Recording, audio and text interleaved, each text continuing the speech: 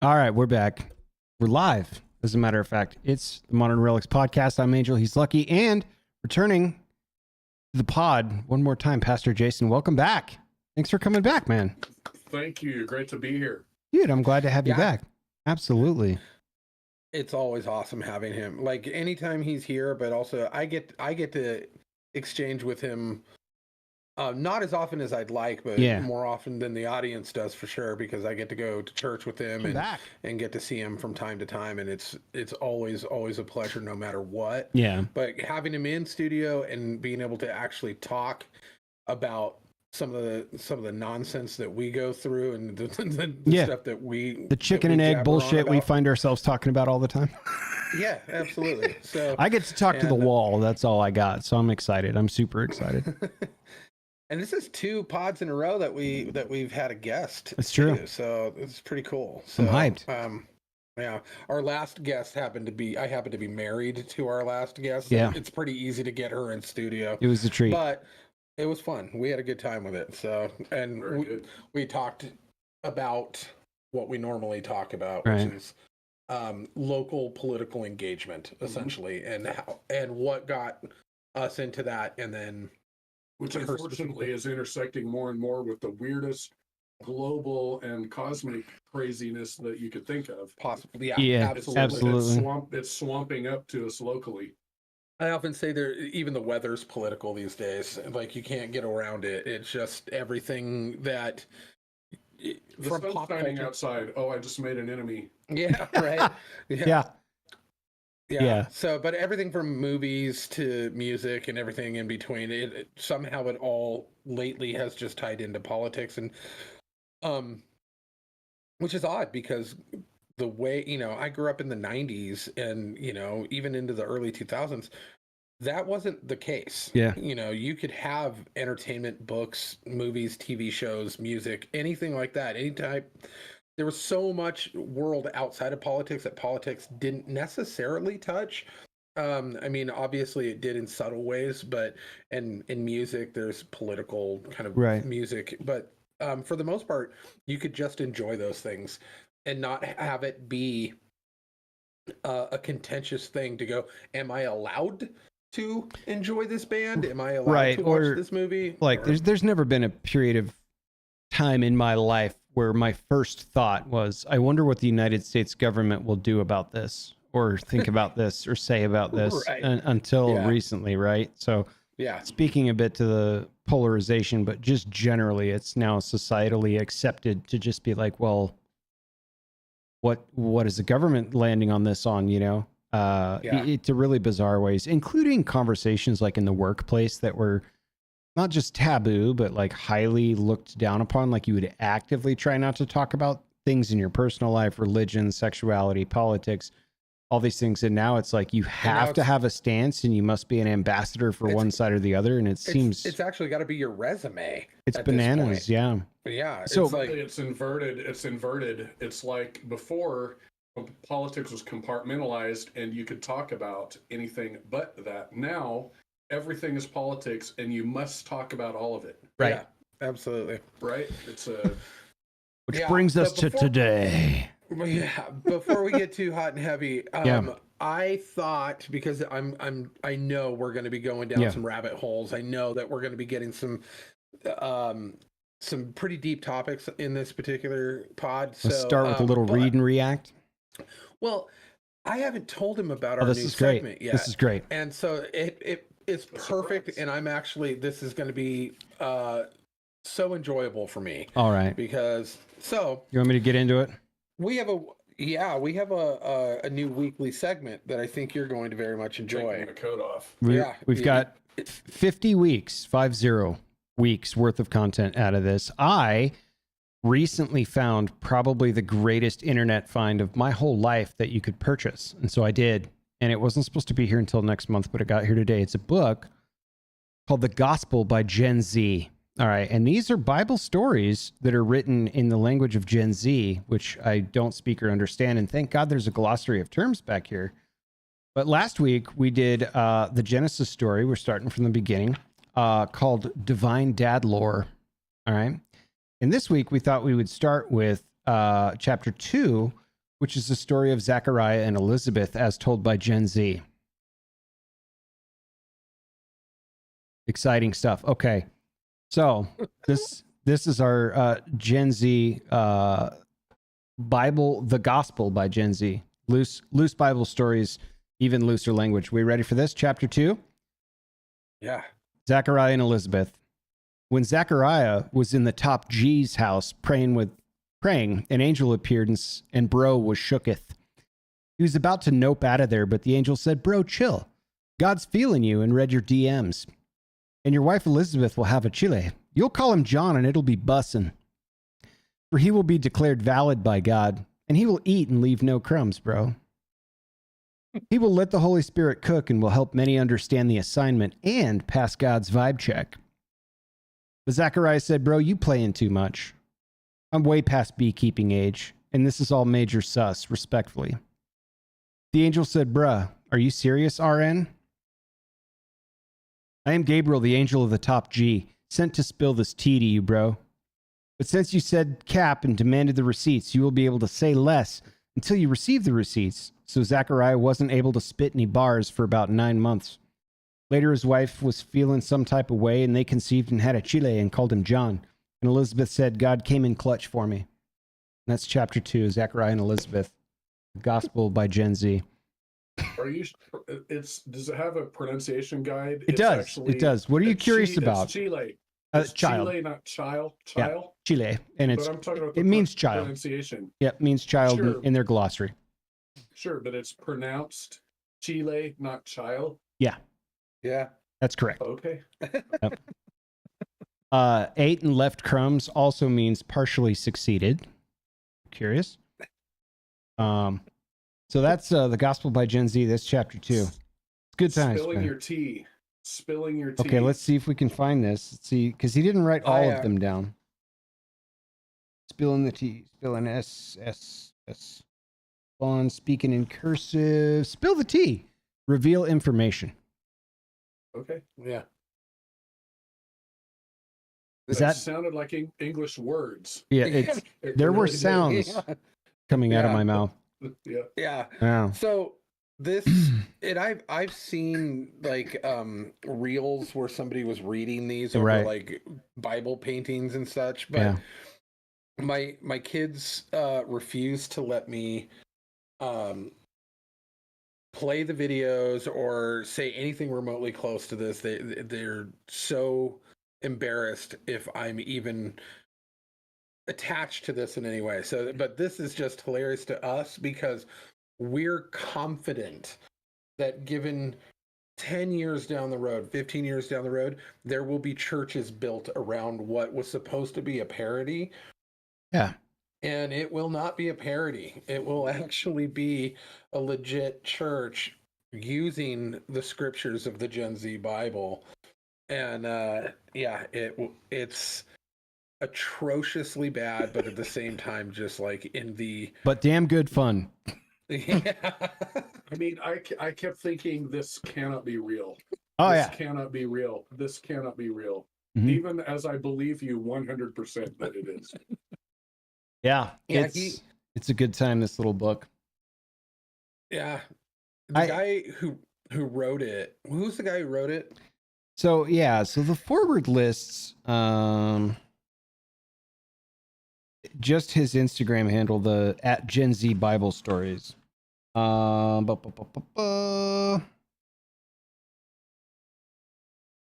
Classification, scripture title names, publisher catalog. That's it. Gen Z Bible Stories is the author. He did write an introduction and a foreword that was basically like, I only wrote this book because a bunch of you asked me to. I don't mean to represent or misrepresent anything, and this is fun, but a very inaccurate outline of some roughly representative events of the Gospels. And basically, I'm a businessman, so I made a book because you asked me to, and I gave myself no deadline to do it, but it was very rewarding. Sincerely, Gen Z Bible Stories. But the very first thing in the introduction is Hebrews 13:9, which I thought was kind of interesting. Do not be led away by diverse and strange teachings, for it is well that the heart be strengthened by grace, not by foods which have not benefited their adherents.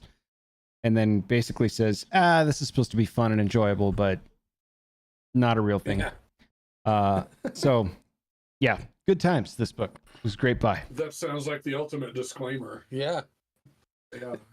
Using the book you're using the Bible that you're referencing as the disclaimer to the Bible that you wrote about. Right. Yeah. Is yeah.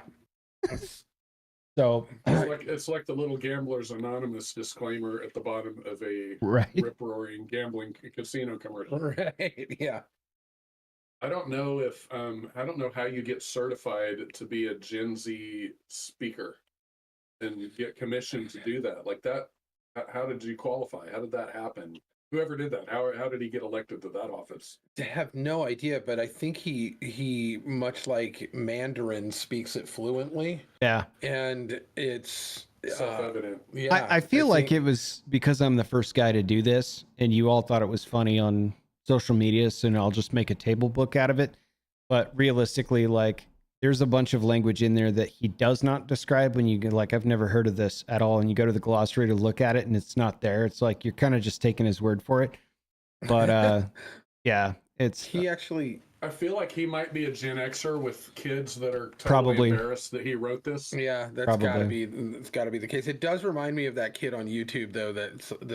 He's a white guy, but he speaks like 3 or 4 like dialects of Chinese and a couple of other, yeah, and he goes into restaurants all the time, and they just mostly for the shocks reaction. everybody. Yeah. So he'll go into restaurants ordering food, and then speaks more fluent Mandarin or Cantonese than the people that he's in the restaurant with. Right. And they're blown away.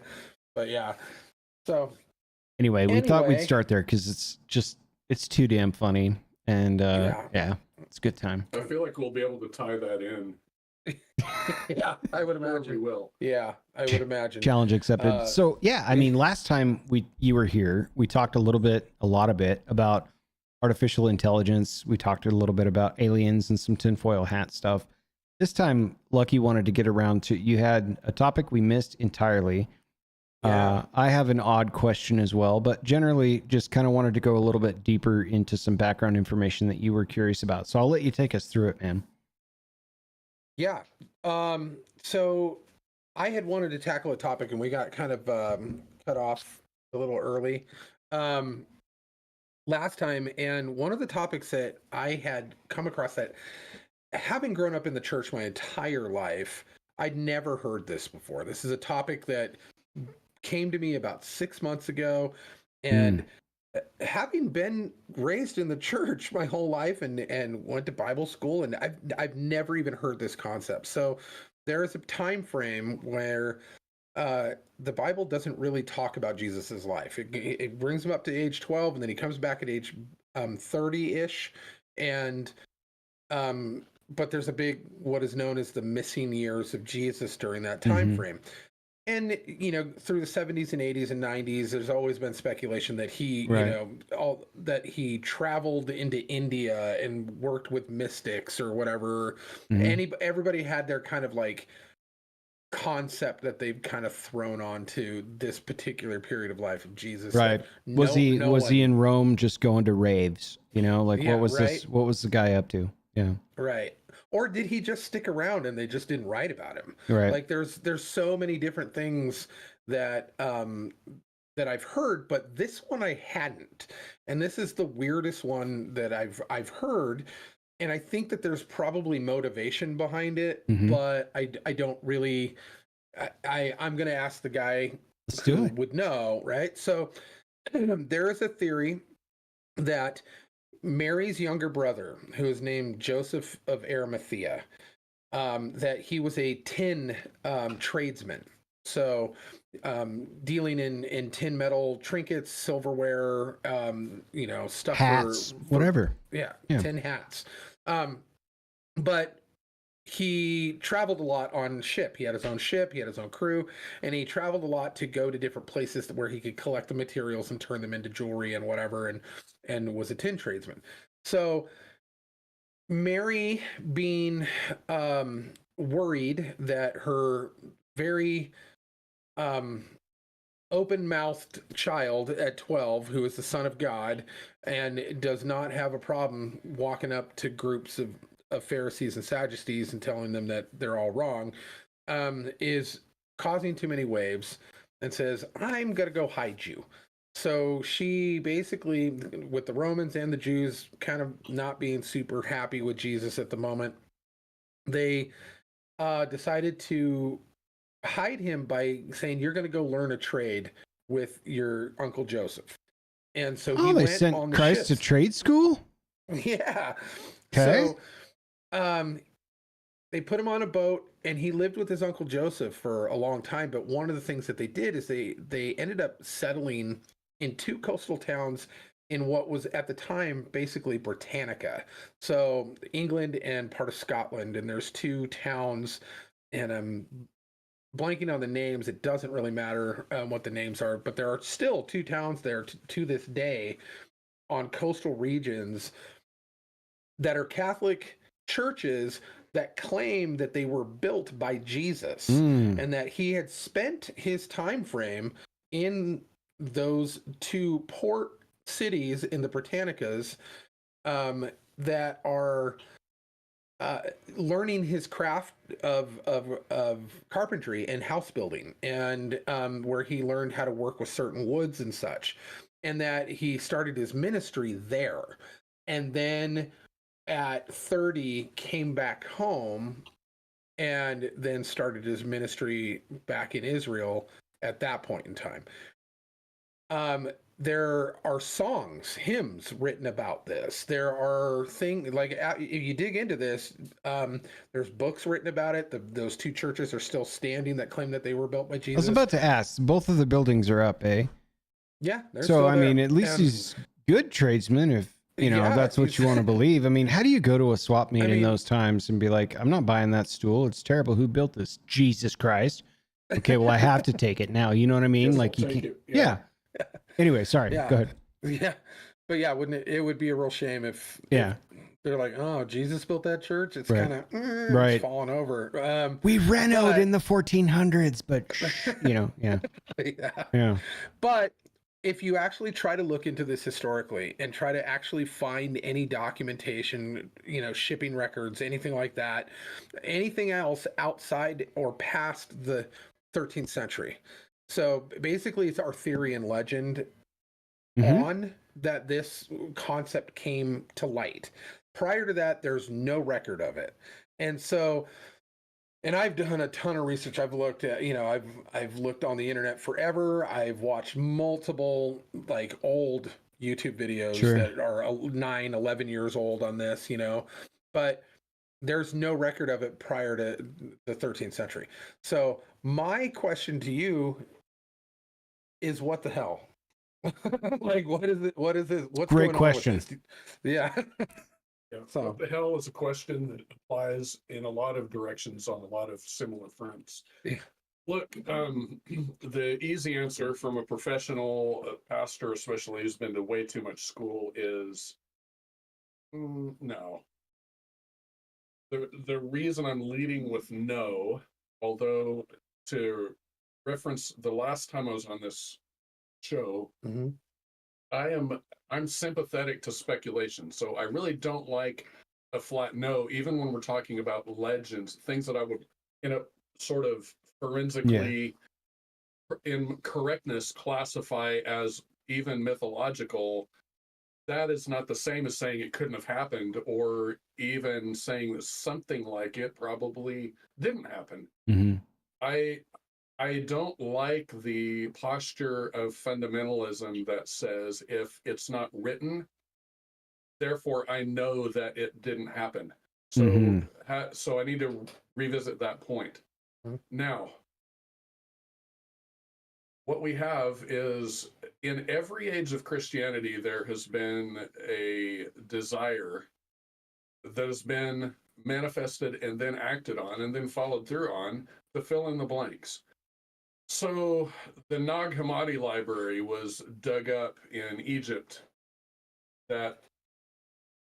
where for the first time an alternative library of purportedly Christian documents was found, and the Nag Hammadi library, if I'm not getting my details wrong, contained confirmation of what immediately was seized upon by the skeptical Christian community. Mm-hmm. People who are already skeptical of the traditional provenance of the Bible. Yeah. It was seized upon as, oh, these are the original documents. And so you have in the Nag Hammadi library, you have things that you can find today, like the Gospel of Thomas, and there's a handful more. But the Apocrypha stuff. Yeah, they're what we would call pseudepigrapha technically, but they are attempts, and they are known to be attempts. They are late attempts, but very early late attempts, like the Nag Hammadi library.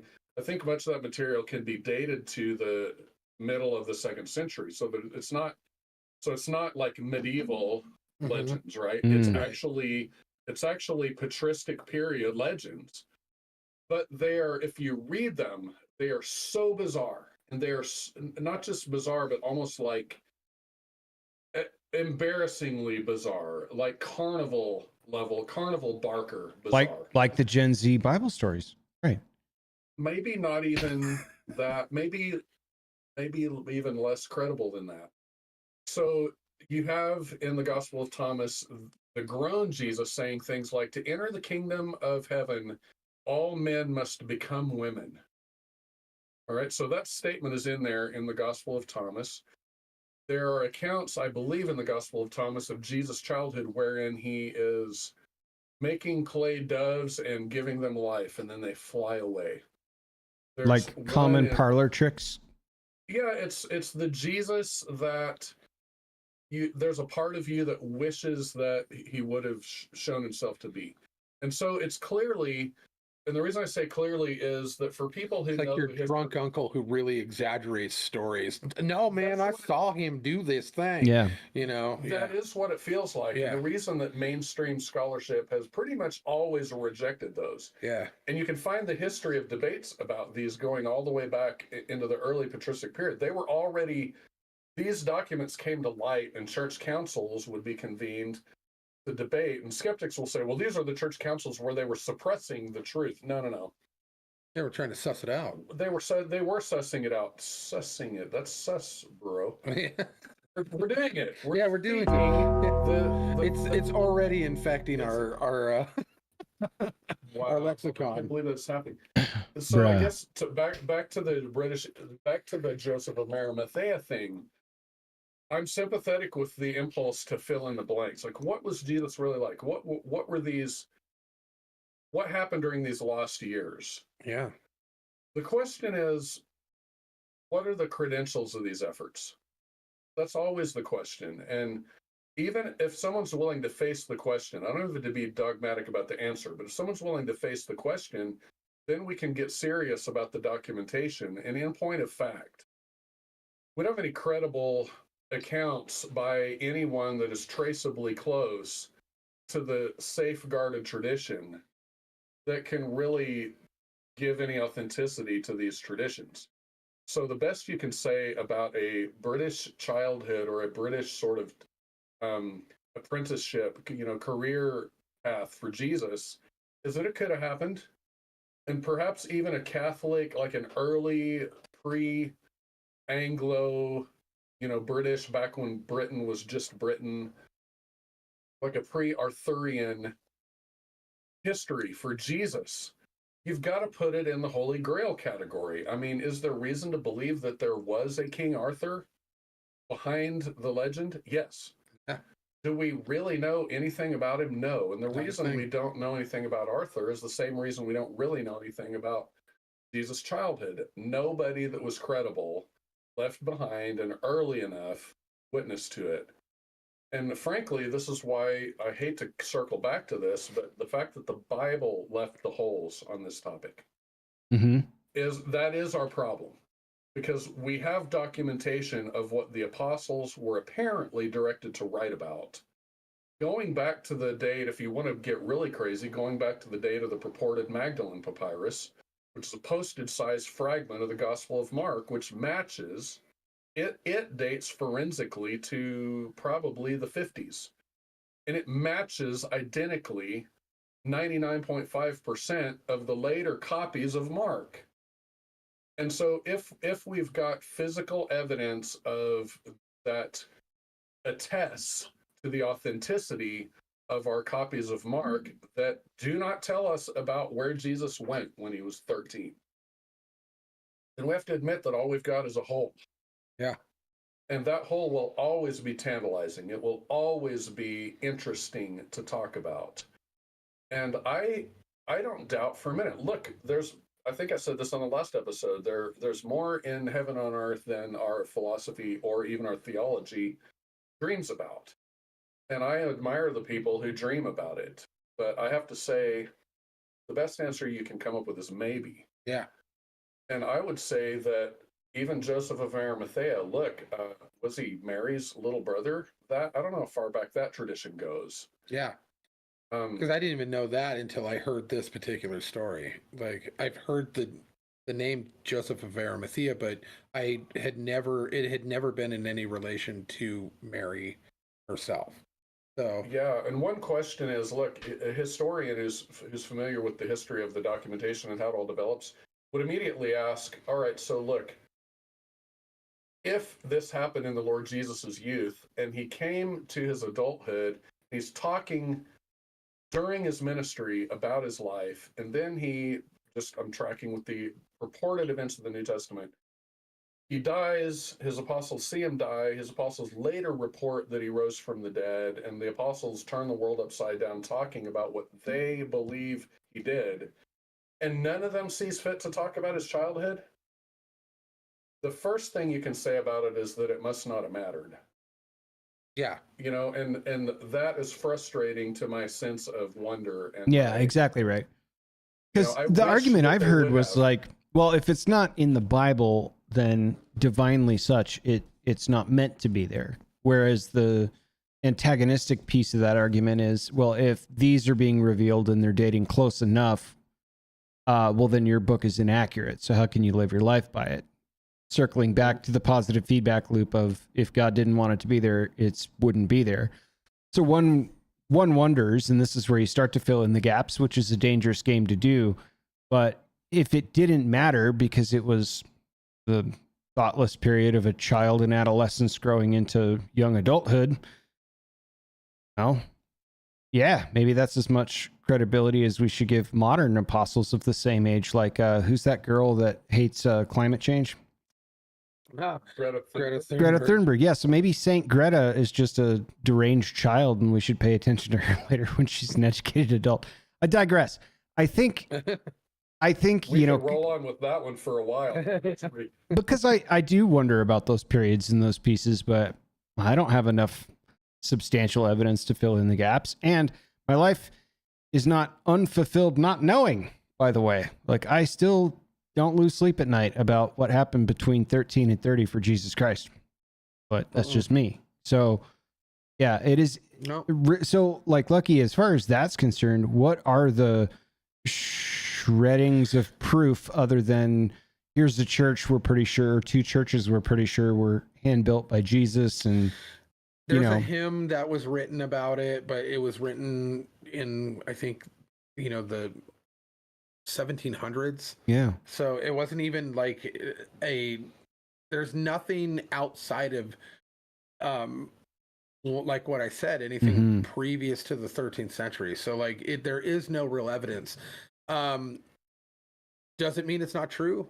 No, but you would think that it would make an appearance somewhere. Like Jesus learned the craft of, it would mention in one of the gospels that he actually learned the craft of carpentry when he was abroad with his uncle. Right. There'd be a reference like to like that time you built the church back when you were 15. Yeah. Right. Yeah. Anything like that. Weird. There's such a man. Now I'm going to get completely on the other side of this. Look, we don't know what's yet to be discovered. Before the discovery of the Dead Sea Scrolls, it was dogma in biblical scholarship that the oldest extant copy of the Old Testament was from the late Middle Ages. Like it was actually known that we didn't have any proof of an authentic book of Isaiah older than the Masoretic text. And then they found the Dead Sea Scrolls, which was forensically dated. Some of the documents in the Dead Sea Scrolls go back to the 5th, 6th century BC. And it was literally like finding evidence of alien life.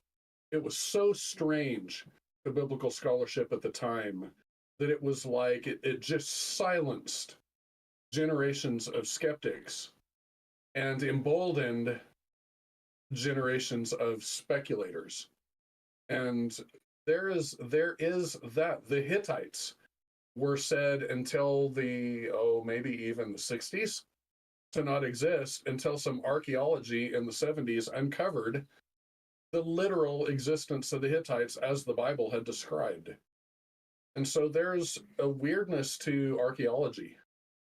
There's a part of me that kind of wants them to find some artifact under layers in Great Britain that will go, oh, wait.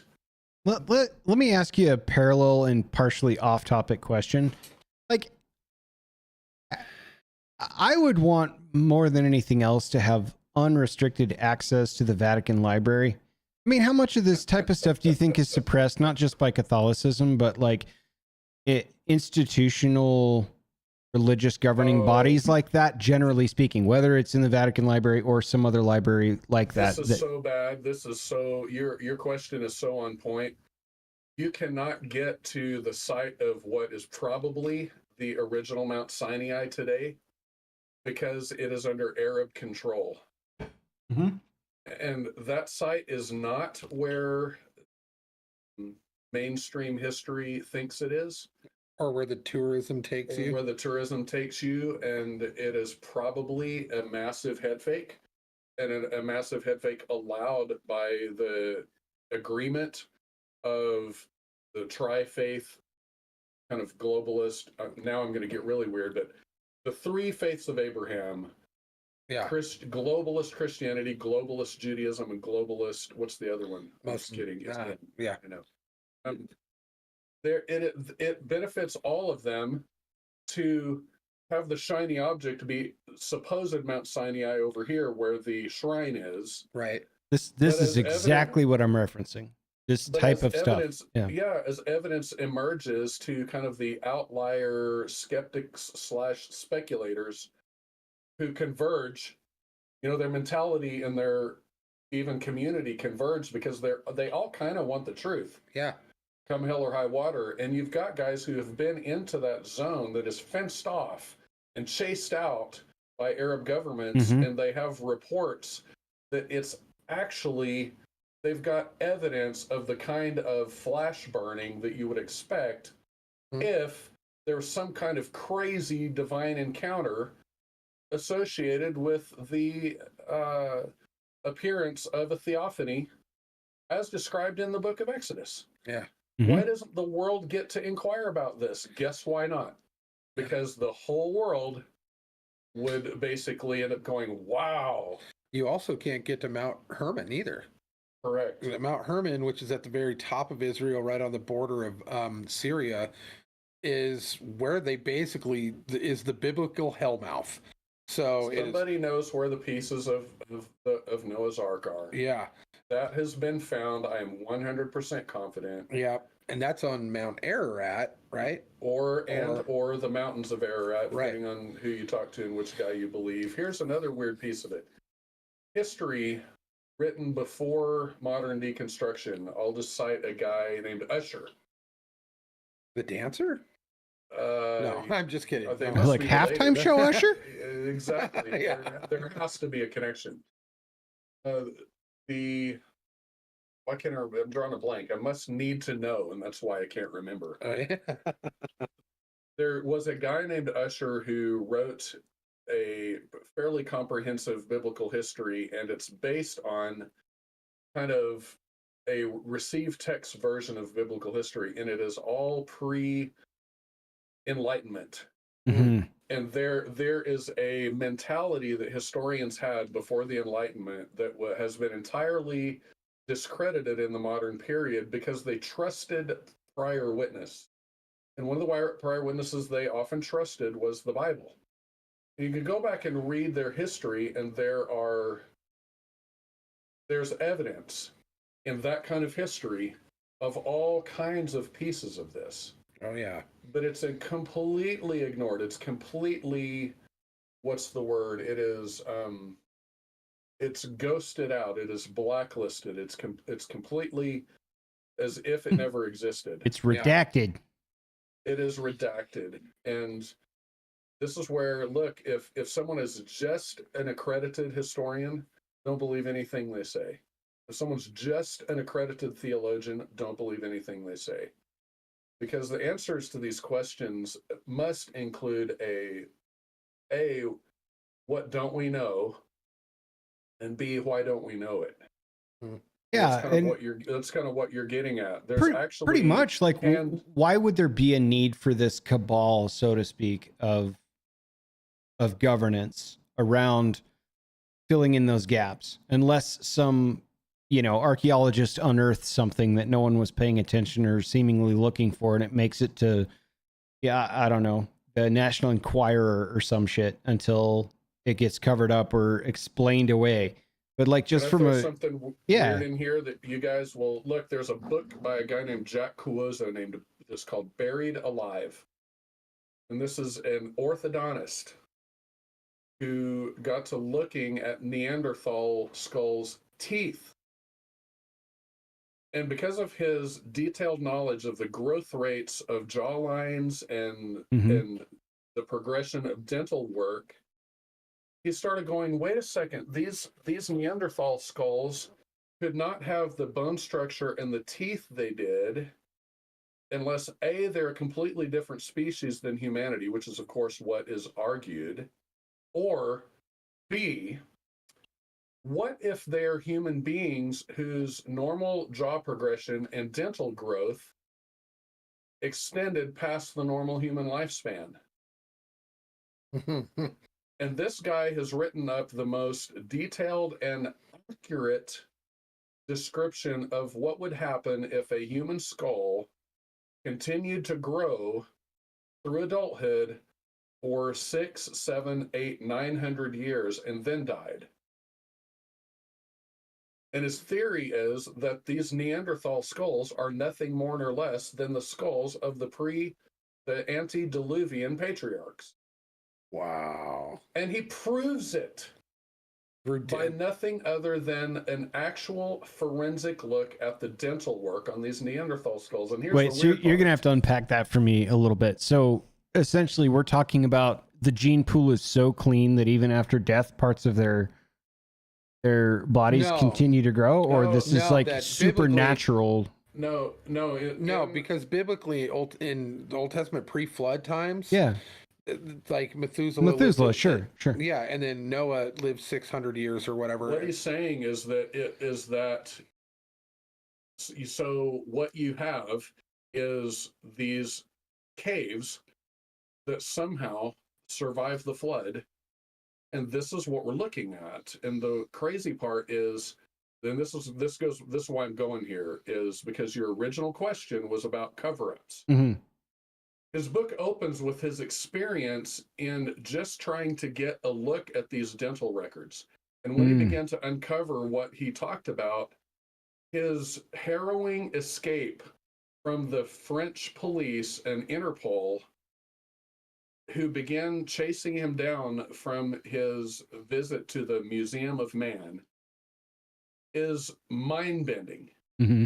It is actually, what's the word I want? It's like spy crap. It is Jason Bourne stuff. Mm-hmm. His story, which is not something that you could make up. The guy's clearly, he's either an orthodontist who's just crazy, or he's telling the truth. And I believe the guy. And what he described was a situation where the powers that be, global powers that be, were not going to let him publish what he found. Right. That I believe, but the subject of the story arc here, as advertised, what are these supposed to be? Just regular human beings that somehow their jaws continued to grow after they died? And that's No. It's not after they died. It's not after they died. They lived The well growth- past today's conventional 100-year lifespan. I see. and So the that's- skeletal remains indicate that these folks were 12 or 1300 or something years old before well, they here- died. Here's No. Just between 600 and 900 years. I know Yeah, what not you're twelve. saying, but everyone listening doesn't. So Oh, talk to okay. me about the Yeah. patriarchal human that you're referencing here. Like, is it an Yeah, alien? it's- Is it supernatural? Was it a human that it's- just what are yeah, those? It's just straightforwardly the biblical account between Genesis 5 and 7. Aha. Got it. And so the account of numbers of years Yep. and the exact same narrative by which normal years are counted everywhere else in the Bible, the account is of patriarchs before the flood living just progressively shorter and shorter lifespans. Mm-hmm. So before the flood, as if there was sort of a weird protected environment. Yep. They're all living pretty close to 1,000 years. After the flood, the account shows lifespans basically tapering off. Abraham lives 175 years. Terah lives 205 years. Trying to think. Shem lived several hundred years. Arphaxad lived several hundred years. And so what this guy looked at was he just said, look, if I project normal human jawline growth and tooth growth past the normal 100-year lifespan, what would that jawline look like? What would those dental records look like? And by doing the math, you end up with, if a human being lived to be 400 years with a normal jawline growth through that projection, this is what it would look like. And it is a little bit of a mind blower because who would make that up? Yeah. And these are the remains that he's looking to study and that he's getting basically Jason Bourne out of. These are Yeah. literally Neanderthal remains, and so we know what's at stake behind that. If you debunk the narrative about Neanderthals, you're debunking evolution. You're debunking the entire. That's what I wanted you to say. philosophical- Yeah. Yep. That's what I wanted you to say. Okay. And in my experience, in my, way less than 400 years on this planet, Just a couple. Yeah. yeah, I have never found an orthodontist with this level of imagination. They're void of them. They don't have that. So, the guy's like probably has math brain and is just like, this doesn't make sense. I can This is the only hear way the it could. unsubscribe button furiously being clicked by all the dental enthusiasts. Yeah, our dental community is really bad right now. Wish they could check out the guy's book, Yeah, Buried that'd be Alive. cool. And who's the author? Jack Uozo. Okay. It's Italian. I'm probably saying it wrong. Cuozzzo.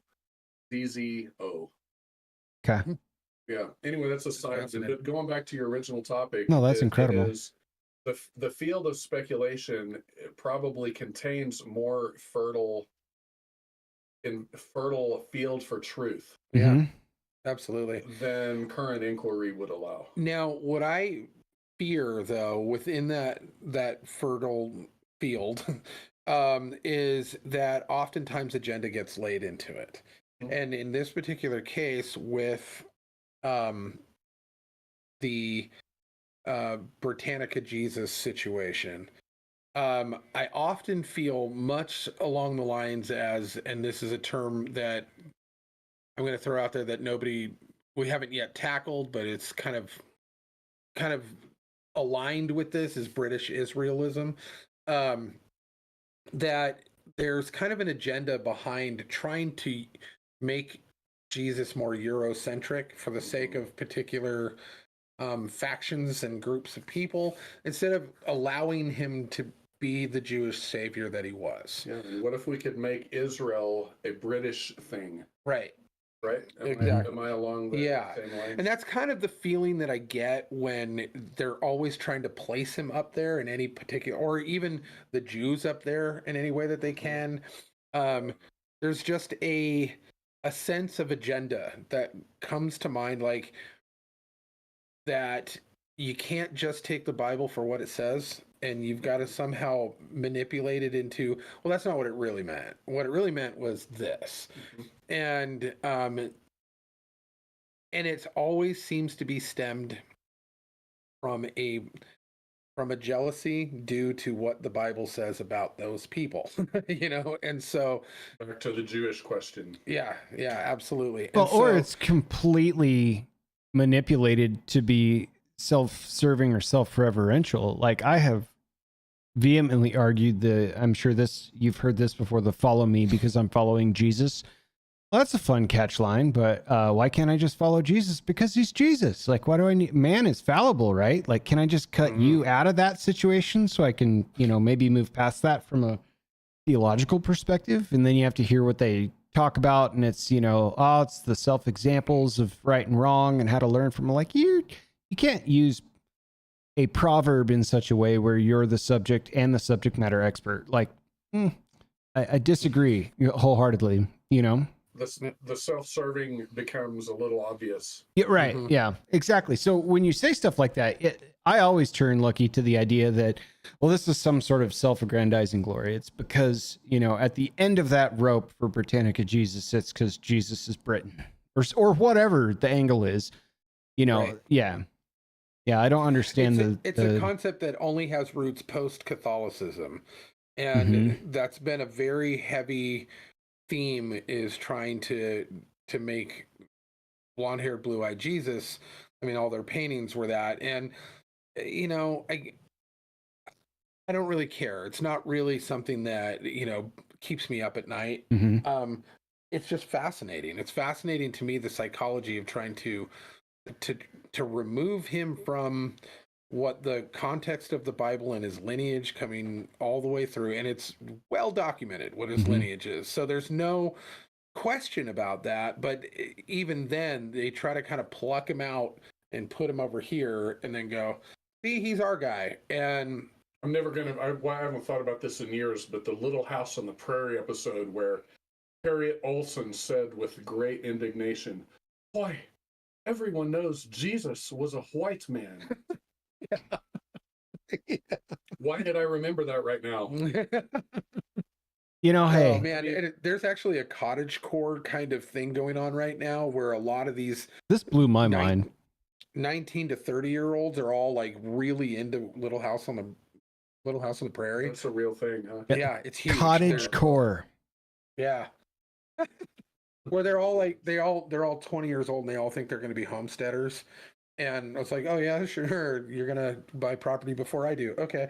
But the reality is that, yeah, the Little House on the Prairie books, which are right up here, they now idolize Pa Ingalls. And they think that it's this weird, somehow that became cool again. I mean, my sister's named after Laura Ingalls Wilder, and it wasn't even cool back then. My mom's just weird. And I love these books, but hi, Mom, I know you're watching. But yeah, hi, Mom. Like the books are fantastic books, and but they've taken this new life recently where now that whole concept of Little House on the Prairie and this cottagecore thing is kind of taken off. So co-opted in an agenda. Yeah, right. So anyway. Interesting. Yeah. So you referenced a question, back to the Jewish question just off air. I had a recent conversation about, and we don't have to spend a lot of time on this because I know we have some other stuff on topic, but the question, if you're curious, is it was posed to me like, why are the Jewish people in Judaism constantly under attack and discriminated and scrutinized against? And your immediate logical like unpacking of that is, well, let's take it case by case, right? If you want to talk about ethnic superiority and it's very blatant and outward, you can kind of take a moral stance on it, but we'll use the World War II example and then the Nazi stuff and why this was good, bad, or indifferent, right? No. That's not the question. And ignoring the Hamas stuff and ignoring the World War II stuff and ignoring all the craziness in Hollywood and ignoring why is this always happening to the Jews was the question. And that's one I can't really answer because it's a pretty good question. Like, yeah, I think you're right. In totality, I don't know why it's always the Jewish people that get picked on for the type of discrimination that they're constantly under seeming attack for. It's now very relevant in the news, but right. And if you're in certain chat rooms, there's a term that comes comes up quite frequently. And that term is 109. And it's due to the amount of countries that the Jews historically have been booted from. Mm-hmm. And so it's often used in context of, yep, see, that's the way they are. 109, they got kicked out. But even, I mean, going all the way through the Bible, there's the context going all the way through into Exodus. Like there's not a time frame that they have not had this. And I mean, Jason will probably get into it pretty heavily here, but I mean, it's constantly because they're disobedient to God, even though at a certain point in time, he, through Abraham and Jacob, chose them and told them very prophetically, this is what's going to happen to you. And it's happened to them. But I mean, you could probably get a little deeper into it and actually put some bells and whistles on the very simplistic version I just told. But yeah. You want me to take a crack at it? Yeah, I would love you to. It's so the outside answer and the inside answer. The inside answer is kind of the mystical answer. If you're inside and you're looking down the line of Jewish history, it seems like it just seems like there is never mind, I've got to start at the other end. Socio-historically, you don't have any other nation on the planet that has been strictly defined by a scripture, by a law code that has become its cultural and moral DNA. So what happened historically is that from Abraham forward, you've got a calling upon a guy, and the core of that calling is a promise, and the aggregate, that stone began to gather moss that essentially became, in layers, the Torah. By the time you get to Moses, you basically get Abraham, Isaac, Jacob, and Joseph. And in Egypt, so they're all recording this, presumably passing down some version of an oral history. They get called out of Egypt in an event that is still celebrated, even by Reform Judaism, as a weird testimony to the truth of it. How many holidays are that old? Right. And so then you get to, inside that history, you get to Moses. And just to referencing Passover, correct? Passover. Yeah, Passover okay. is essentially the core of the holiday. And you hear it, they're citing it today. The Baruch Atah Adonai Eloheinu Melech Olam. The blessed are you, O Lord our God, the King of the universe. That formula, which I just mangled in like redneck Hebrew, has probably been cited word for word for the length of recorded history. Yeah. Almost. That's kind of unmatched. So what happens is that is evidence of a nation that has, little by little, built itself around an accruing law/moral code/scripture. And what happened was that from the time they were booted out of Egypt, which they were, at first they were called to leave, but they were not allowed to leave until they were ejected from Egypt.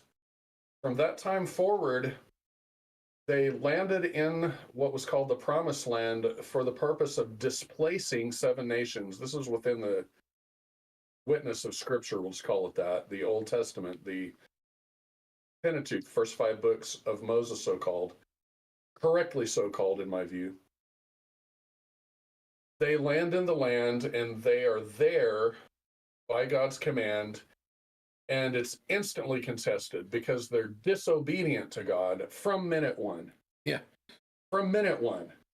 It seems like they're constantly there, despite their call to be there and be obedient there. When they finally get ejected from the land after the series of, it's basically Moses, Judges, Kings, and then kings and prophets, and then finally Babylonian exile. I just described the whole history of the Jews in the Bible, or at least in the Old Testament. When they finally get ejected from the land into Babylon and scattered around the known world, it's still the story of this scripture that they carried with them. And so what's happened throughout their entire history is that no geography ultimately defines them. Their scripture does. Hmm. And everywhere they went, they were hated because no matter what any king said to them, no matter what any external political authority said to them, they had this law, prophets, and writings, the Tanakh, the Torah, the Navi'im, and the Ketubim, the law, prophets, and writings. They had this defining them. And if a king contradicted their Tanakh, they defied the king. Now here's the oddity, is that when Jesus came on the scene, claimed to be their Messiah, somehow got 13 apostles, including Paul, the rabbi, who said, he's the one who said, follow me as I follow Christ. Mm-hmm. And he's the only one who said that, by the way. Still Those bad 12 advice. apostles, it is very bad advice, unless you're Paul. Yeah. No, none of this is. What happened is those 12 Jews then began doing the same thing. They carried their scriptures throughout the world, and by the time we get to the Reformation, which goes back to this question of Jewish and Jew hatred, by the time you get to the Reformation, you've got a Judeo-Christian mode of forming your identity around a law, prophets, and writings that transcends any political identity, and people hate that. People love it and they hate it. Yep. And so in America today, you've got this weird convergence of kind of God and country in America that essentially is a Jewish Christian amalgamated allegiance to a higher ideal than any nation, any government, any king. And Jews have been hated for that from minute one. Yeah. And Christians pick that up. By the time you get to this, now we're getting crazy, but by the time you get onto this continent, and you have the uniquely Christian evolution of a Lockean Republican theory by which anyone can be free under a God-given charter, no matter what nation you come from, no matter what religion you come from, they're hated for that. And there's something about that kind of freedom under a written charter that transcends geography and politics that people are jealous of. They're just jealous of that. They were jealous of the Jews. They were jealous of the church and all. Well, they're jealous of them for the reason that God absolutely, without a doubt, made it very plainly clear that they were his chosen people. And he said, I didn't choose you because you're better than any other nations. Exactly. And in fact, they're constantly getting in trouble for thumbing their nose. You're worse. Yeah. Yeah. And we're not supposed to really understand why. He goes, no, you don't get to know why. These are my people, and you just have to respect that, regardless of how you feel about it. And just be happy that you're grafted in. But they are also the only people that I can think of that have a trifecta of a commonality of three things. One, their faith in law. Two, their genetic line. And three, a sectioned off portion of land. All three of those that are all based around the name of Israel, the name, so, and given in the Bible. I don't know in any other group of people that has all three of those layers are attested in their own scriptures. Yeah. And therefore authorizing it, therefore sort of certifying it and sponsoring it for them. Yeah. And so it's very hard to argue anything. Like, even if you wanted to, it's hard to argue against it. That's why I don't really understand the land conflict there, because it's obvious to anyone who actually has a true biblical understanding. But then you also are in conflict with the other Abrahamic portion of that, which is Islam. And Islam is not as old. Like, so, and oddly, it's the closest almost oddly perfect mirror of Yeah. Judaism in so many ways. Yeah. It's like they've got to have a prophet like Moses, Right. Muhammad. Right. They've got to have an adherence to Scripture, the Quran, which is an imitation. Right. Oddly, it's not just an imitation Tanakh; it's an imitation New Testament. Mm-hmm. It's so weird how it's a mirror of the other two Abrahamic faiths. But even for their texts, it still has to acknowledge judges and kings when they came in and took over Canaan. Like it can't be denied within even Islamic texts that happened, because the Quran attests to the original occupation of Palestine, so-called, right, which by is the land Israel. of Canaan. Yeah. Yeah, and that they came in and God commanded them to take out 7 nations. So I mean, like, there was just no way around it. And so I don't The really Gen Z line: Israel is younger than your grandmother. Yeah. No, Israel is at least as old as the Quran. Yeah, absolutely. So, but as far as just like going back to Angel's original question, the concept of why historically they keep getting the stick, there's from World War One going into the French Revolution, going into, there's lots of different eras where migrations of Jews, and we can get into the Ashkenazi kind of version of this situation. I've heard a lot of the reason why is they always try to displace them genetically. Like, basically, when the Jews were separated into 2 slave camps, when they were in Assyria and they were in Babylon, right? Mhm. And when the land was left open, The Assyrian dispersion was never recalled. right.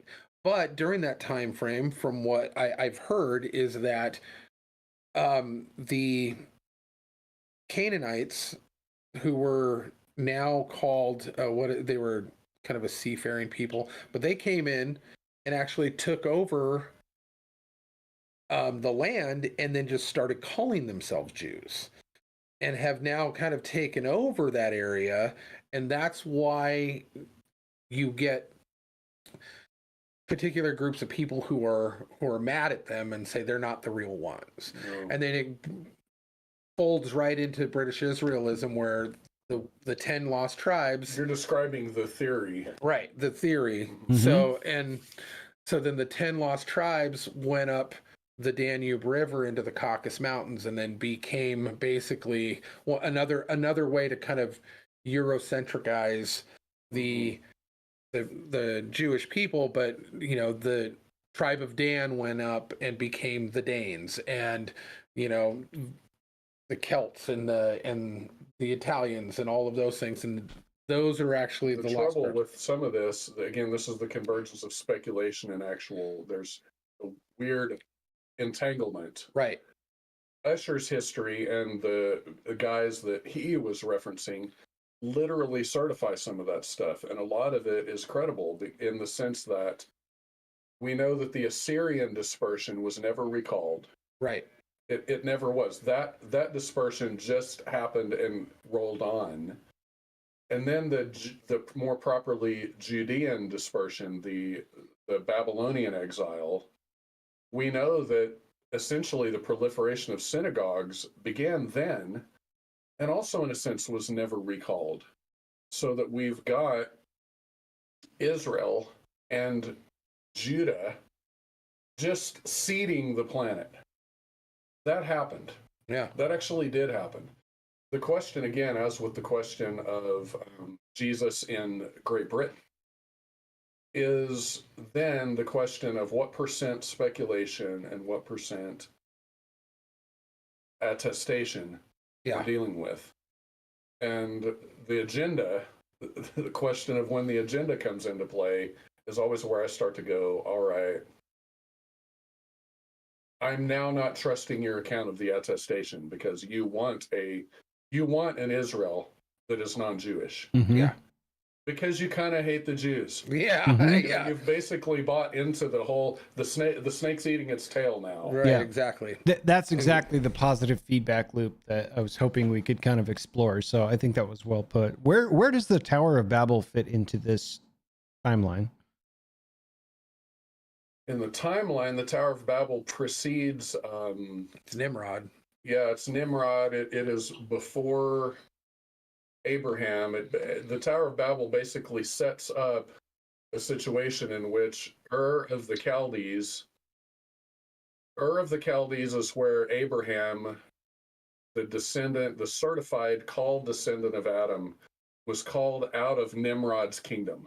Mm-hmm. Babel was Nimrod's kingdom. Chaldea is a cryptogram for Babylon.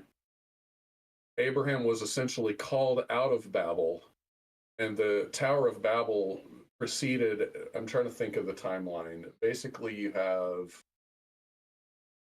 Let me think. Abraham, Seth. Drawing a blank because I must need to know the information. So now it's receding. Basically, from Adam to Noah, you've got the 9 generations, and then Noah to Abraham. About halfway from Abraham to Noah, you've got a guy named Peleg, of whom it says, in his time the earth was divided. And his name means division. And so a guy halfway down the line from Noah to Abraham experienced Babel, in which, as the Bible describes, all of humanity had one common language. That was the prehistoric paradigm which modern globalists are now pursuing. And God literally intervened and broke that up, according to the account of Scripture. God broke it up with a supernatural event that confused the languages of the planet by a random interposition of a multiplicity of arbitrarily constructed languages. Babel. Mm-hmm. And then out of that dispersion, you end up still with this core of people on the plain of Shinar in a nation that became Chaldea or Babylon. And Abraham was called out of them to become the father of the Jews. Yeah. My uneducated logical digressive point to why I asked that question is safe to assume that during this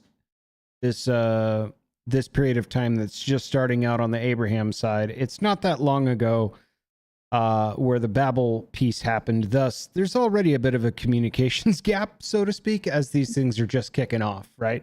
From texts all the way through the Jewish people going into Canaan and all of this stuff. So safe to assume we're starting off even with language conflict as one thing, which is where there's probably going to be a lot of gaps we can't fill in, save for what's provable, right?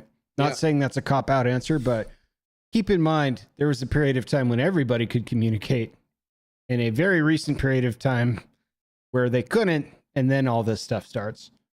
Yeah, absolutely. So Yeah, I would give a qualified yes to that, and you don't have time for my qualifications. oh.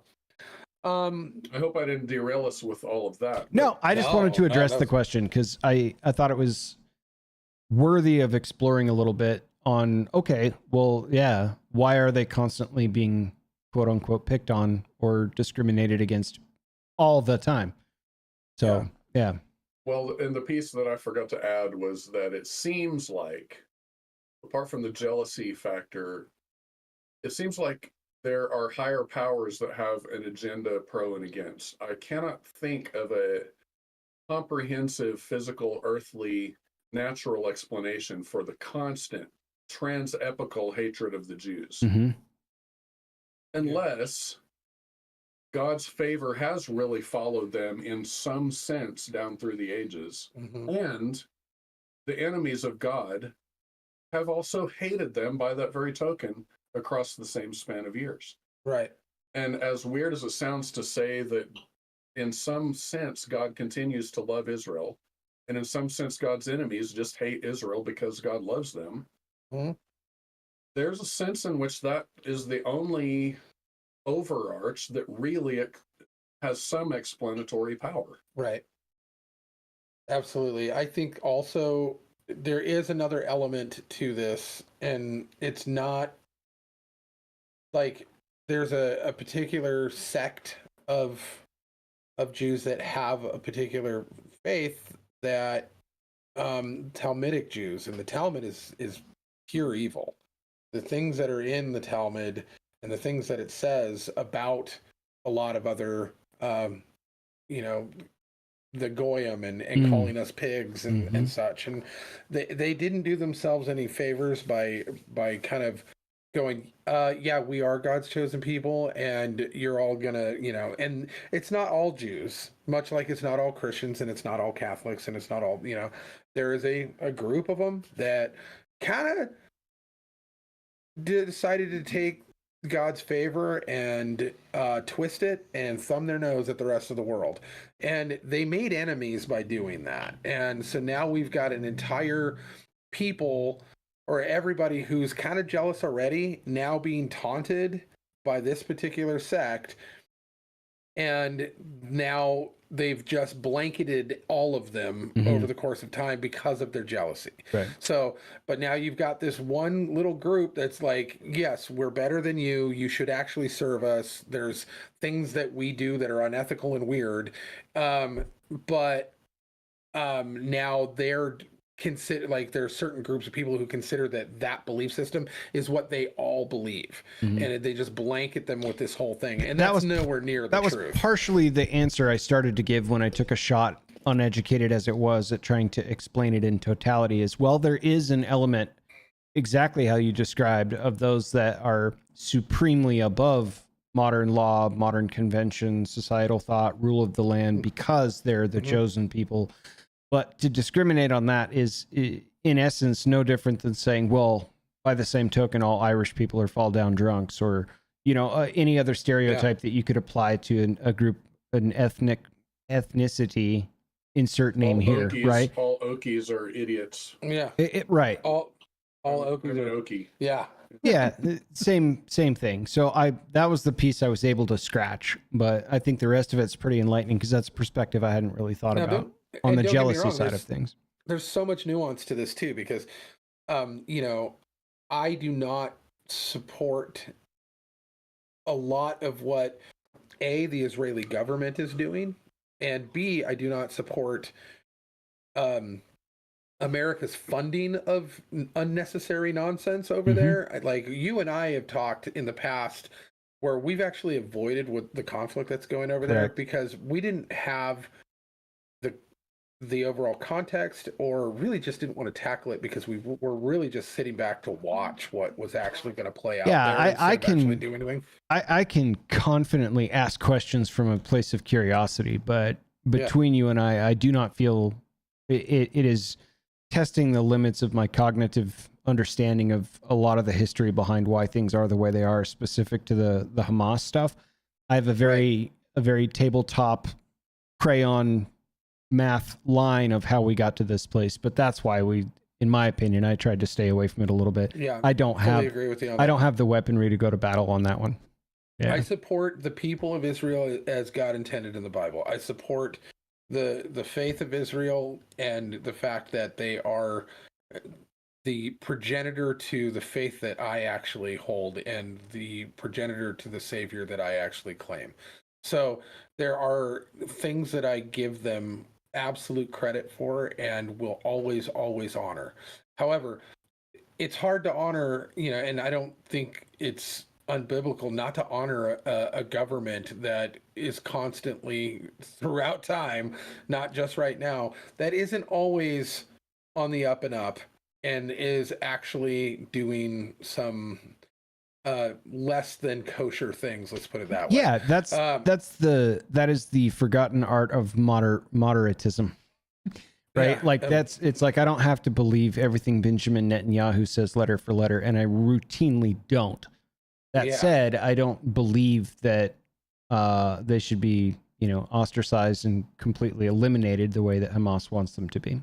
I don't think that's accurate. One of the evidences that's genocide. That Israel, that is genocide. And on that genocide point, one of the evidences to me that, even granting all those points about Israel's government and not being on that, but one of the evidences to me that Israel continues to be the subject of a double standard is that without even getting into the questions of the origin of Israel or its particular value before God, if you try to imagine any group of people that in the wake of World War II, going back to your World War II angel angle on this. Yeah, as an example It- of the type of discrimination we routinely see. yeah, that's right. If you just have a group of people that's going, oh man, we had one nation, Germany, try to wipe us out and come damn near close to pulling it off.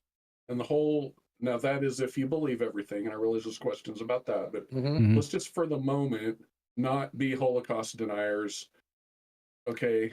Yeah. And because I know some of those, and I will just cards on the table. I don't like that. I don't agree with that. Yeah. Let's give some plausibility to at least the narrative that you did have a government that did take seriously a plan to wipe out the Jews Mhm. and got a fair way down the road toward pulling that off. And that ended up creating an international climate to where and it sort of became the thing for a while to find them a homeland. Mhm.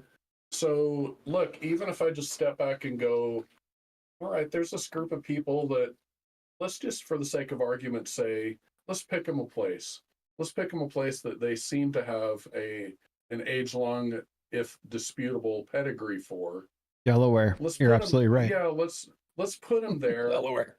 Exactly. Rhode Island, Yeah. which I was yesterday years old when I found out it's actually not exactly totally an island. But anyway, that's a Yeah. look, most of my sympathy with Israel is solely based on the fact that look, are they going to be allowed to survive? Mhm. Are they allowed to defend their borders? Are they allowed to respond with lethal force to a lethal threat? No one questions anyone else's right to do that. But for some reason, Israel gets a whole different debate. And it would be Yeah. oddly hypocritical to deploy a defense of personal sovereignty when you don't grant that to other folks, right?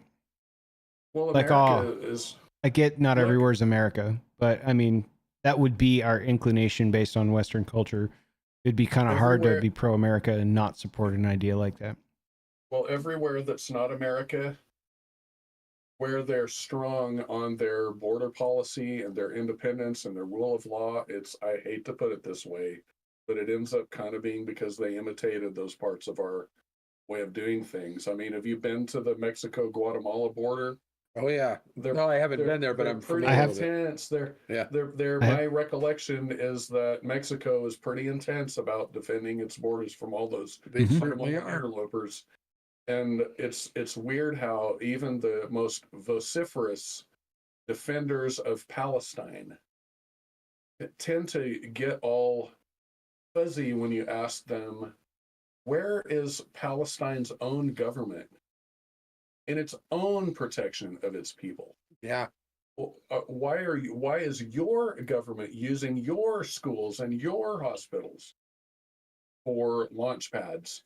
Right. Why are you using your women and children as human shields? That's the second we start to call anyone apartheid or oppressors. I want to ask if the person making the accusation has really applied that Mhm. question equally across the board. Yeah. And when Israel's oppression even gets close to the degree of Hamas and Hezbollah's oppression of its own people, Yeah. just its own people, then I will start to take seriously the wringing of hands and wringing of hands over Israel's victims. And I get kind of up in arms about that because I just think, man, I grew up among people who, the very same people I said who, oh, the Jews killed Christ, and today they'll go, well, why do they get millions of American dollars? Pardon me, and I'm not unsympathetic to that point of view. yeah. But why do they get millions of American dollars? Well, at least because in America, if nowhere else, we have been streaking for 200 and something years about national sovereignty and individual liberty and political self-determination. And there's at least one nation in the Middle East That is attempting that seems to be attempting to follow those tenets. Right. However, correct much. Yeah, absolutely. Yeah. You know, it can't be denied as much. I agree with everything you just said. But you've got a double-edged sword going on in the fact that Tel Aviv has probably, from what I hate our national government yeah, in the United States while upholding the original ideals, I think I could almost hate Israel's national government exactly for the same reason. So, you know, what I was about to say is, you know, that strip of land in the desert was a barren wasteland until they were given the land, and now it's one of the most fruitful and prosperous lands in the middle of the desert, which has become a point of jealousy. But, you know, and then on the other side of that, it's like, well, Tel Aviv is also has the highest gay population of any city in the world. And so it's which by some metrics makes it a mecca of liberty and civilization. yeah, right. I mean, which is odd that they're mad about that, but at the same time, yeah. So Well, no, I mean, we see that a watered down version of that, but we see that even here. I mean, you had the wringing of hands in the, oh my God, this, you know, oppressed, you know, group of people, and we really need to make sure that equality takes precedence over everything. And so there's this small town, and forgive my ignorance, I don't remember what it's called, in Michigan, that elected a mostly Muslim city council and a Muslim mayor. And the very, very first thing on day one they did was abolish Gay Pride Month and made it illegal to fly gay flags and the pride flag. Probably and Dearborn. I imagine it was at least Dearborn, all that Michigan. stuff. And, and it's like, well, ring in your hands, but how are you supposed to feel now? Yeah, because right? in their culture, that's not really accepted. And you just didn't know that before you took your sign and put on your mask and went out and protested about how, you know, the Western patriarchy is just so damning of the, well, you got your victory and these are the spoils, right?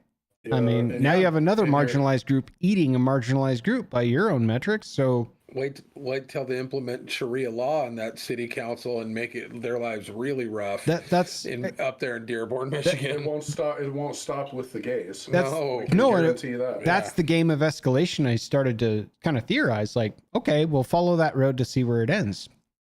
Yeah. Well, we've got it in Europe. Frankly, someone should check out the book Londonistan. Oh, yeah. Which is just one of many accounts of the Islamization of urban Europe, where you have essentially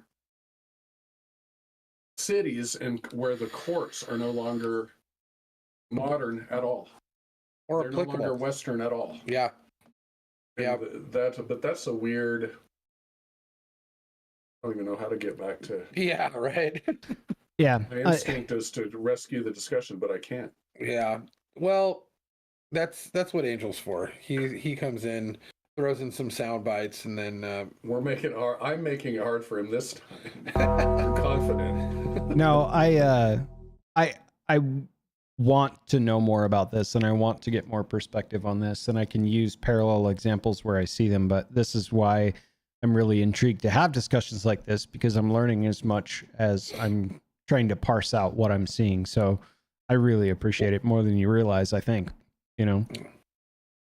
And I'm actually fairly entrenched in the history of this and stuff due to a particular I don't know, venture, I guess I've been on for the last 2 years, that when I'm not tattooing, when I'm not talking to you, when I'm not hanging out with my kids, I'm kind of in this kind of local battle here, where we have this particular topic is at hand due to, and I'm not sure, I know Jason is familiar with this. We're having kind of a local problem here with it. Are you familiar with the term groiper? Yeah, I've done a little homework here.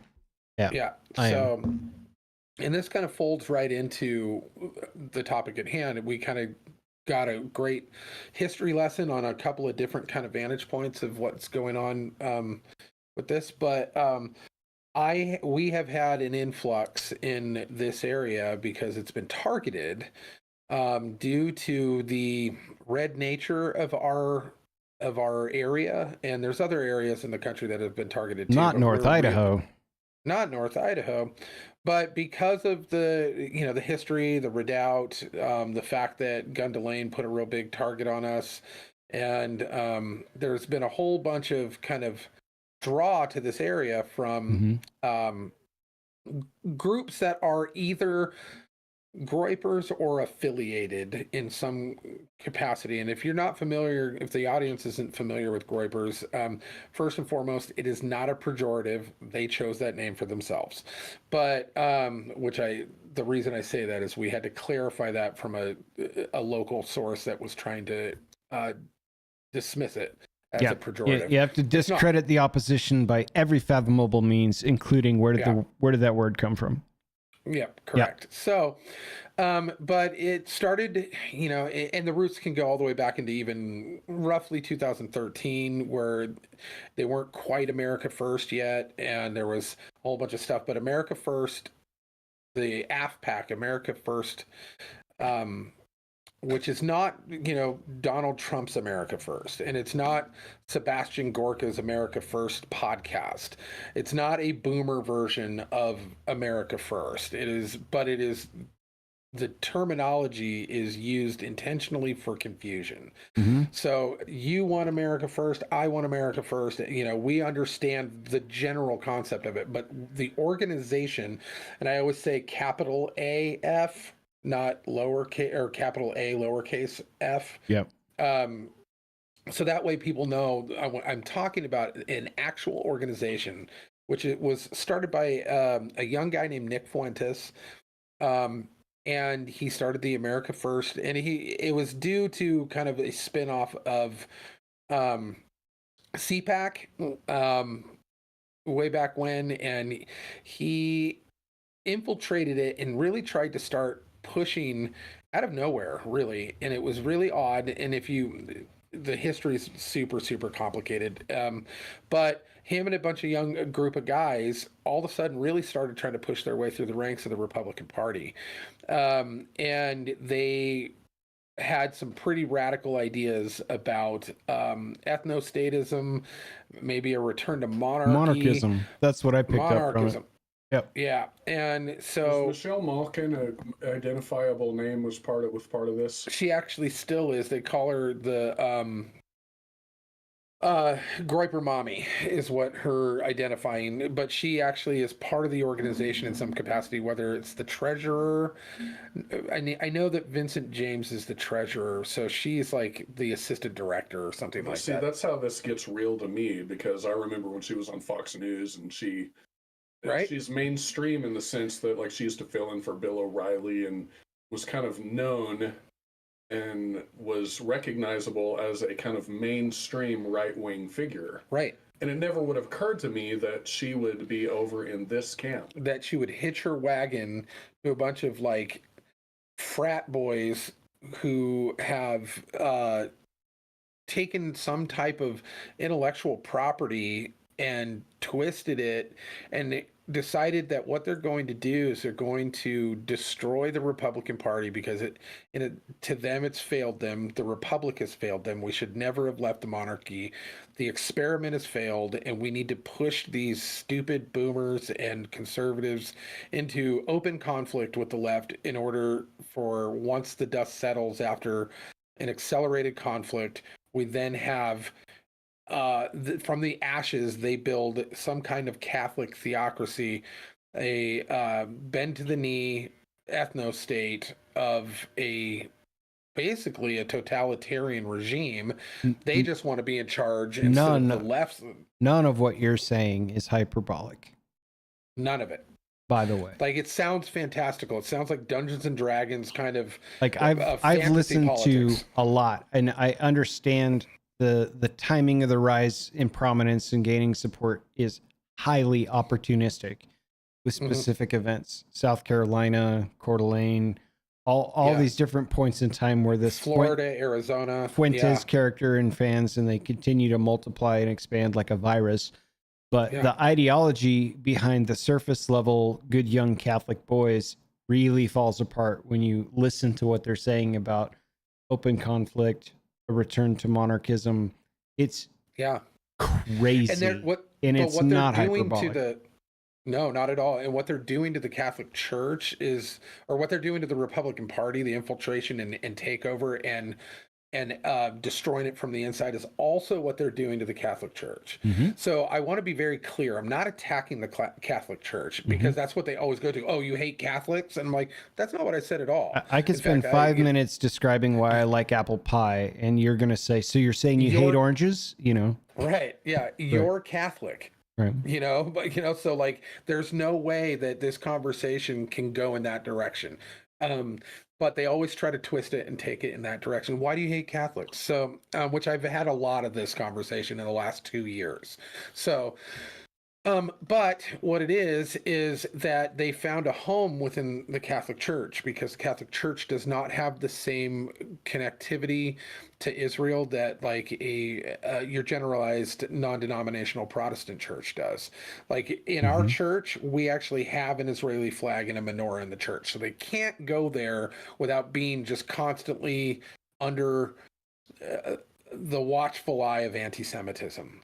And the Catholic Church is a little looser, especially in the older Latin Mass SSPX, which is where they found a home. They also have found a home in Mormonism, where they can glom on to a certain potential moral code, which is the anti-LGBT movement, the anti-grooming movement, and a lot of the other things that they can actually do, kind of a traditional family stuff.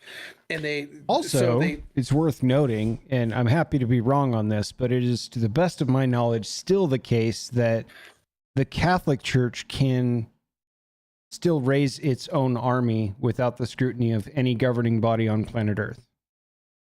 No, I believe that's true. By the way, I believe that they did it once in the Crusades, but you actually can just stop what you're doing and go join the Catholic Army should the Pope say he wants one. Yeah. Does the Vatican still have its own independent status as a nation state entity with its own does kind of its own guard and its own? It certainly does. Yeah. I was there in 2018 and still saw the Swiss Guard holding down the very definable line around Vatican City. So I am pretty sure that's still the case. Their borders. Yeah, they're pretty strong with their borders for sure.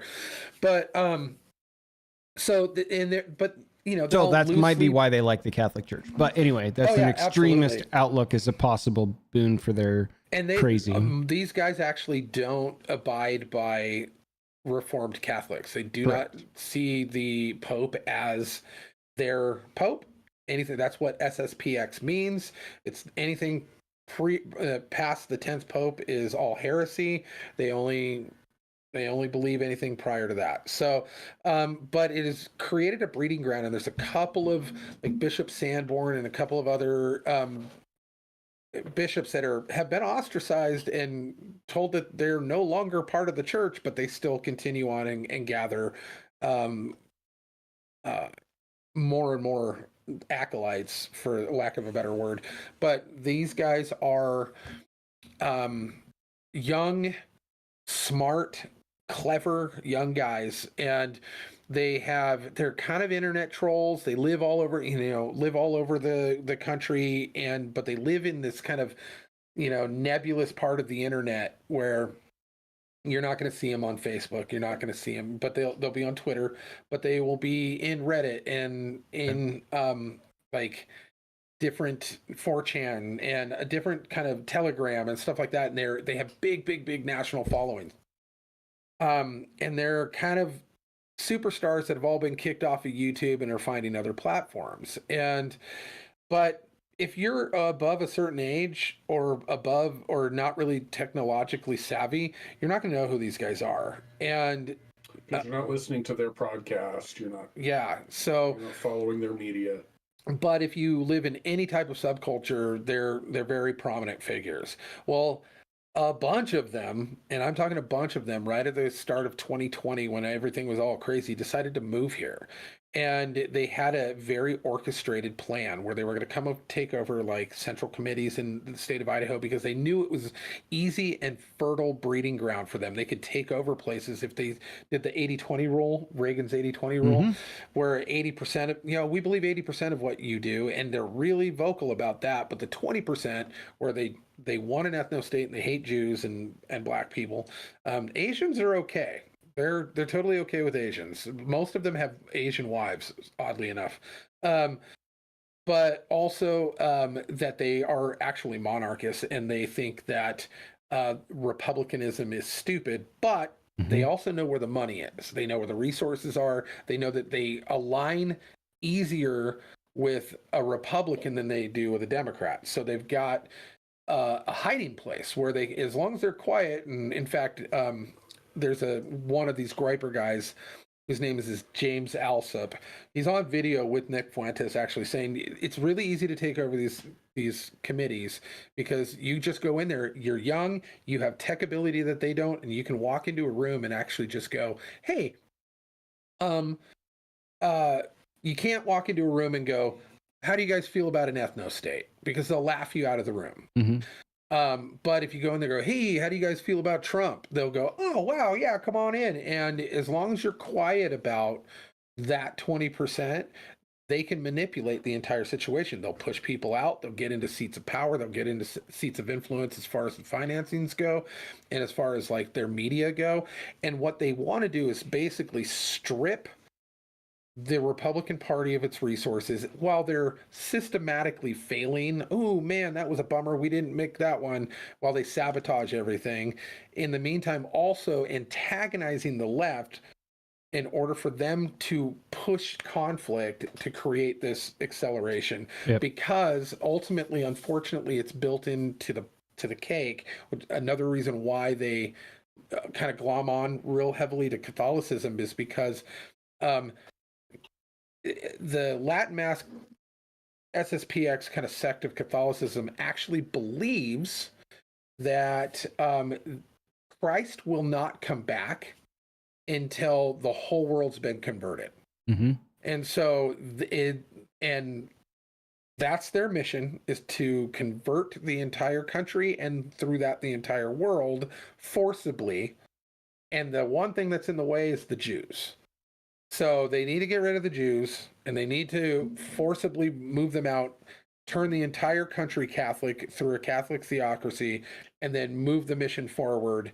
And that's kind of their a pseudo-Catholic theocracy of a very specific interpretation, by the way. Right. Yeah. Yes.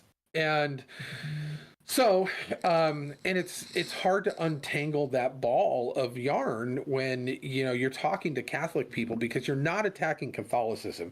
You're attacking this ideology that has, like a tick, burrowed its way into the flesh of Catholicism and has now been sucking blood out of it, much as it has done to the Republican Party as well. So the Republican Party and the Catholic Church are both victims to this group of this group of jokesters. So, but I have been campaigning against them heavily in our area for the last 2 years, and have been working very, very hard and diligently to try to expose what they're actually doing, because man, people don't want to believe it. They don't want to. It's so hard to believe. It's so out there. They think that I've got to be making up this stuff. And so I had to put together a presentation and actually show it to a bunch of people. And even then, including the pastor of our church. Yeah. And even then, it has made it, they still have a hard time wrapping their brain around it, and they think we're picking on these guys. And when asked what the motivation would be, like what would my motivation be? I'm not part of the local Republican group. I am a supporter of it, but I'm not a sitting PC. I'm not on any of the committees. All I have is a lens from my job that saw these guys before you did. So and what I'm trying to do is warn you, and I tried to do it quietly, but now it's kind of blown up into the public sphere where a bunch of like left-wingers caught wind of it because they're nationally known guys and they post all of their stuff online. I was like, yes, they do. And so I'm like, if I can find it, somebody else is gonna find it too. We need to get to it first before they do. And it was too late. They didn't listen to me. And so now all of a sudden we've got a firestorm locally on our hands due to the fact that they have now caught on to this and have made it public. And so now it's actually hurting the Catholic Church in the area, which I think is also one of the reasons why, as you know, on a federal level, not that I agree with feds going in anywhere, I hate the concept of it in any capacity, but they're targeting the Catholic Church. And it's not because the Catholic Church just is a refuge of conservatism. It's because of these guys. These guys, they know, they're on the radar. They've been caught in 2017 at the Unite the Right rally, all sorts of stuff. They got swooped up, and they know, they've got their trackers on all these guys because they know their plan, much like I do. And they're like, they're hiding out in the Catholic churches and some of them in the Mormon churches. So they are bringing the heat from the FBI onto so many other organizations such as the Catholic Church, and it's not fair. The Catholic Church is being made a victim of these guys' shenanigans. And but yeah, so I have a lot to say about this. I have been entrenched in this stuff. There's very few people who know more of the history, the players, right, the motivations, and all that than I do. But I would love to hear both of you guys' kind of take on what's going on. But yeah, go ahead. You have the floor, Jason. Yeah, well, look, it is an oddity to me. So I can't remember if it was maybe like 18 months ago. I think I went over and got some ink, my first ink ever. I have Greek text on my arms. I'm like the weird, my kids mock me because, really, Dad, you'd seriously, you're not supposed to tattoo words on yourself because no regrets, right? Right. You're going to misspell something, or some boyfriend or girlfriend. Not to cut you off, but this story is great. I just tattooed the Life Coffee downtown, yes, right? So Dave, the guy who owns Life Coffee, great dude. Both him and Brooke own it. They're wonderful people. He came in to get his first tattoo. And he called me over the phone. Normally I have consultations come in, but he's a super busy guy running the coffee shop and all sorts of stuff. And called me on the phone, and he's a real fast talker, and he's a real fast thinker, right? And so he's telling me, I want a Bible verse. I want this verse from Matthew. And I was like, okay, do you want the whole verse or just the address? And he goes, just the address. And I was like, okay. And he tells me the address, and I write it down. And then he goes, do whatever you want with it. So I did 2 cross nails and something simple. It was his first tattoo. I didn't want to go too crazy with it. We do the tattoo. He comes in, he looks at it. Oh, that's perfect. That's exactly what I wanted. It's in a banner, all that kind of stuff. And so we put the stencil on. He looks at it. Everything's great. Tattoo comes out beautiful. And he goes back, and 2 hours later, he hits me up and he goes, hey, the verse is wrong. And I'm like, what? And I thought he was joking. And I was like, and I looked at my notes to make sure it wasn't me. I was like, well, this is what it says. And I looked at the picture of the tattoo, and he goes, yeah, I think I might have told you wrong. And I didn't bother to look it up because it was just the address. But it was Matthew. We put Matthew 3:66 instead of 6:33. And so I just did this actually Saturday. He finally healed up, and I turned like a magician. I turned a 3, or the 2 6s into 3s, and the 3 into a 6, and you can't tell. Impressive. And so all fixed and all better. But yeah, so Jason's got his. I've got my old man ink right here. You can barely see it. Nice. A couple of Greek words. Yeah. My kids mock me. Look, I think it was my version of this, and you would have no way, I guess, of knowing if my Greek word's correct. And if I later found out they were wrong, I just wouldn't tell you. That'd be great. Thank you. I'd appreciate it. Those things keep me up at night. Perfect. Yeah. Thank you. So I think we were sitting there maybe the first round. Yeah. However long ago that was. And so Lucky started filling me in on this. And I will admit that pretty much up until we moved to North Idaho, I was I have become less of this since moving into Candlelight because I'm in an assisting pastor role. It's not my job to kind of be on manning the wedge, the front corner of our church's political operations, which are substantive and substantial. But before joining Candlelight, I was kind of a watchman on the wall for my church and my county in Kentucky. And Kentucky, by the way, our part of Kentucky was historically Catholic. So like more Catholics than Baptists, which is saying a lot if you're in the South. Oh yeah, for sure. And I think even then and there, if you had told me that I'd be having a conversation about an infiltration of constitutionalist thinkers by monarchists whose cultural goal is to go back to the fusion of church and state under King Henry VIII or Oliver Cromwell's England, where what you essentially have is a monarch ruling by biblical fiat, I would have laughed. I would have said which is precisely the reaction you're getting here as you try to sound the alarm about it with receipts and with video evidence. Yeah. But I will tell you that it checks out because in the chaos, in sort of the cultural, the acid wash of postmodernism, which is never more evident to me than in my home now that I have 4 young adults, 20, 18, and 17, living in my house, and they're all media experts. They're all tech gurus. The least techie of my kids is a genius compared to me. And they're living in a version of American culture that's almost entirely deconstructed. And meaning they've got the slogans floating around them. They've got the leftist slogans, they've got the slogans from the right, they've got the slogans from the middle.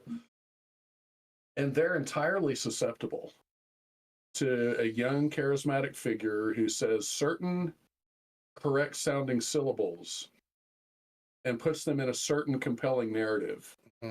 And so when I taps into fears, taps into anxieties. Yeah, that's right. And so what's to safeguard them? Look, my kids were raised in a pastor's home. They know their Bibles. They know a certain version of American history, and the version that they know is it's going to sound weird to you, but I still remember the day I taught them about the Johns. From King John to John, John, what's wrong with my brain? John Wycliffe, John Hus, John Calvin, John Locke. Sorry, I forgot John Knox. John Locke. The progression from King John, whose nobles presented him with the Magna Carta to prove to him that no monarch is over the law, all the way down the line to John Locke, who said, even God's law can only be deployed to protect people of all faiths and all religions from other men. John Locke was a Calvinist who de-religionized the political philosophy of the Reformation. That's what I taught my kids, is that from King John all the way to John Locke, you end up in a slow progression where arguably there is an evolution of biblical thought. And a key move in that history of biblical thought was something called the Reformation. And it is not to bash the Catholic Church, it is only to say that if we're looking at the history of liberty in the modern world, the Reformation was a convergence whereby the political apparatus of liberty had to be de-churched.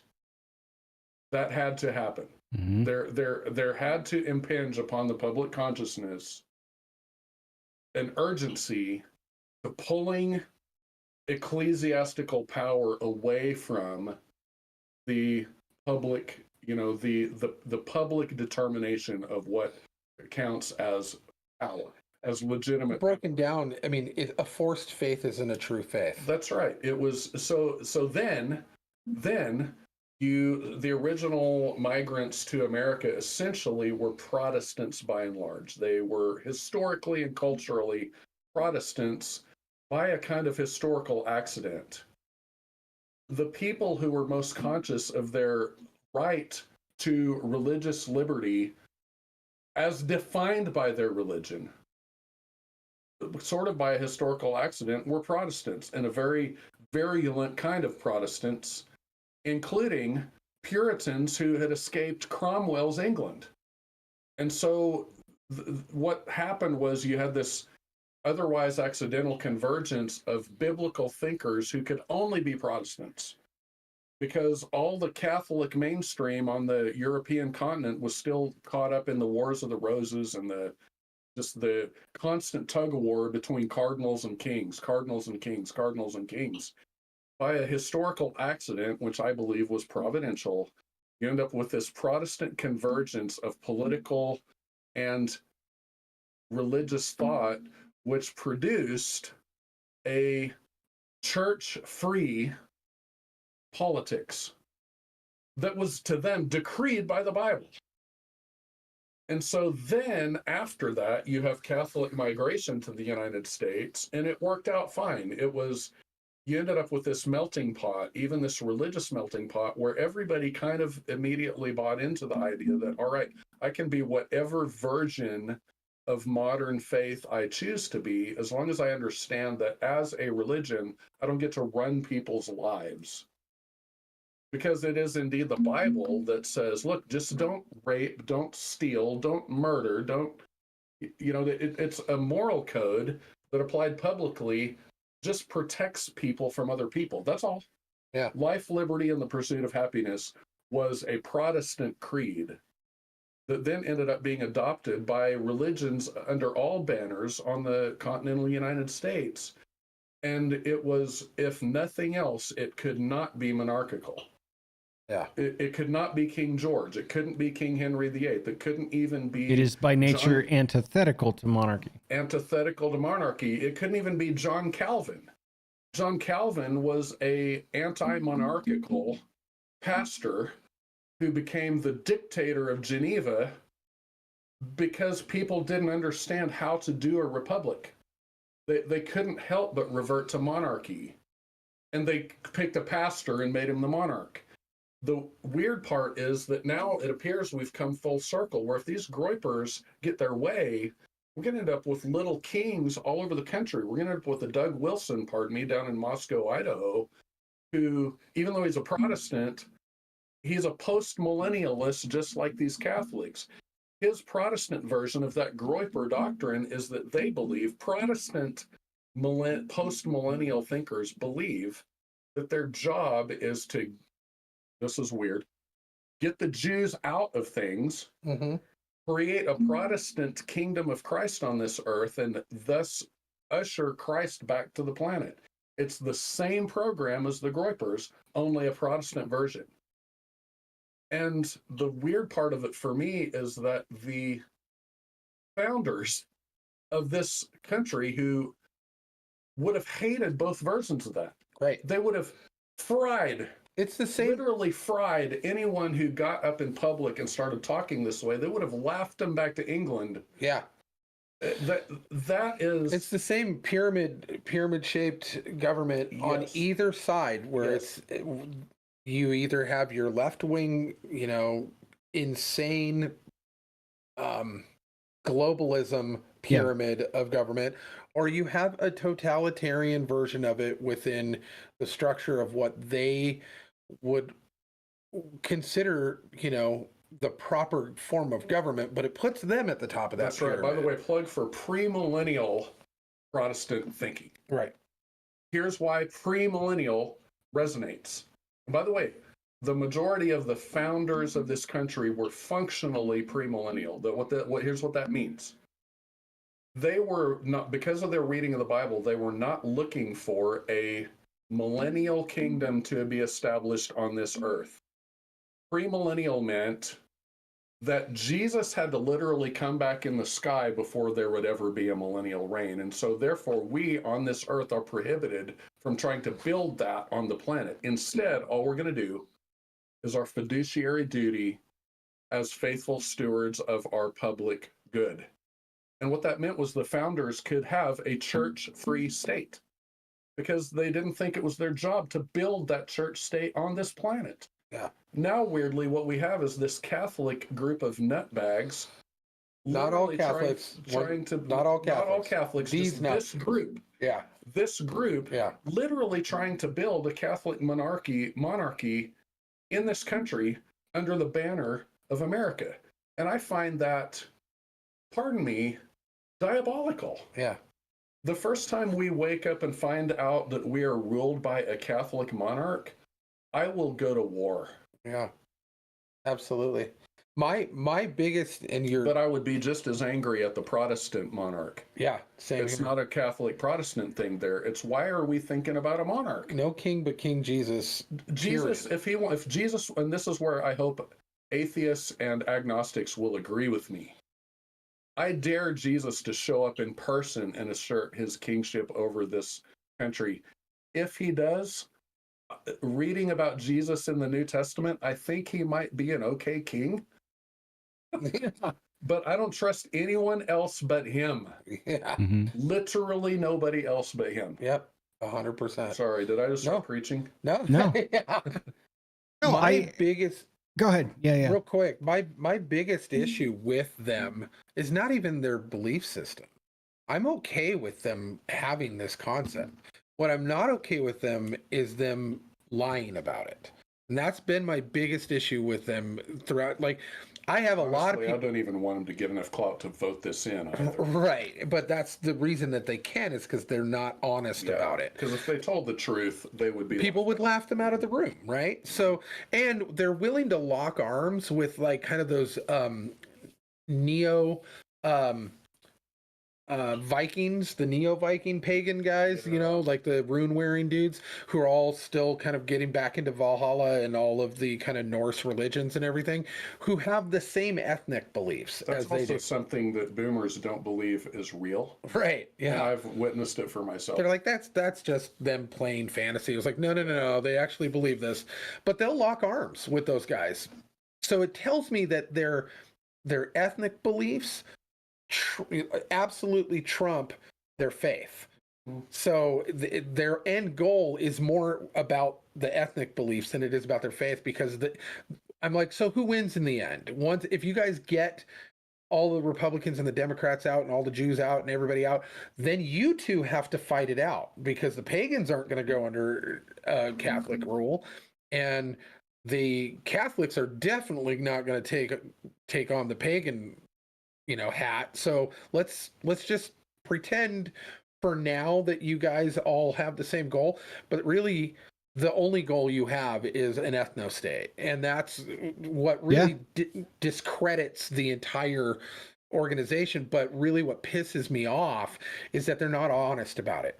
Like, if these guys, Vincent James, Nick Fuentes, Joe Prado, Dave Riley, Matthew Colligan, like all of these guys that have all moved here, and there's more of them too, if they were actually just honest, I'd be like, I think you're silly. I think your concepts and your beliefs are backwards. I think that they're based out of jealousy, and I think you're silly. But at least you're honest, and at least you're honest about how you feel. Yeah. Got no problem with that. I know people who are openly like this, but they're not trying to run for any office. They're not trying to pretend that they're not that way. They're honest and open about it. And they're and I'm just like, well, that's your belief. That's fine. That's okay. But when you're tricking people, and when you're pretending to be something that you're not, and you're taking over organizations that many good, honest people have worked very hard for and created a very sound structure of government in a local area. And these are people who have kids. These are people who have a core principle and value system that they all believe, and they don't believe in that stuff. And you're tricking them, and you're telling them lies, and they're all literally, when confronted, will back out of it and lie, even though there's mountains of evidence. And they're like, see, they're just good Catholic boys. They didn't do anything wrong. And they're like, in the background on all of their YouTube videos and stuff where they're sitting there just going, "What a bunch of dumb boomers," and Right.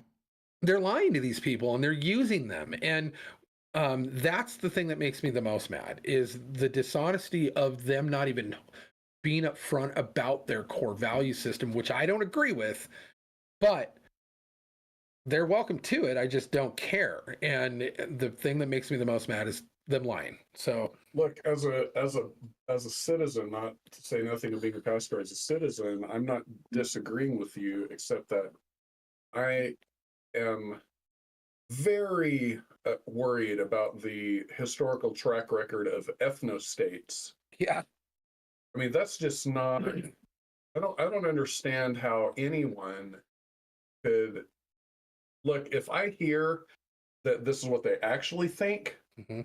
and then I have evidence that they both think this way and are lying about it, that's two. And then three, their concept of bringing this about is to lie about it and lie their way into a monarchy. yeah, I mean, that is, everyone always, you get mocked if you go straight to the Hitler analogy, like, yeah, oh, okay, he's just invoking the big bugaboo. Mhm. But look, every time that this game has been played, by the time you find out that that was the game, it's too late, yeah. right? Yep. Mhm. That's what I'm worried about. By the time you find out it's a bunch of guys wanting a monarchic ethno state, you're already facing the gulag yourself, Yeah. unless you take up arms. And I think the goal is to fight these battles in words before we have to take up arms, Yeah. right? Yeah. Absolutely. Yeah, I think that it's difficult when it's so easily hidden behind common accepted branches of religion, and then to start to rot it from within, it is a particular kind of pernicious that is very hard to pick apart. It's also very hard to pick apart when you're older and you're set in your ways and you agree with figureheads and heads of religious bodies and organizations of which you've spent a lifetime supporting, to then ostracize somebody that's a new voice within that group. I am not a skeptic, but I am often skeptical of any highly polished ideology when it comes to faith and its relation, because I am not smart enough, other than to say, if I have faith, it must then imply I'm not knowledgeable enough to have all the answers and thus can continue to learn.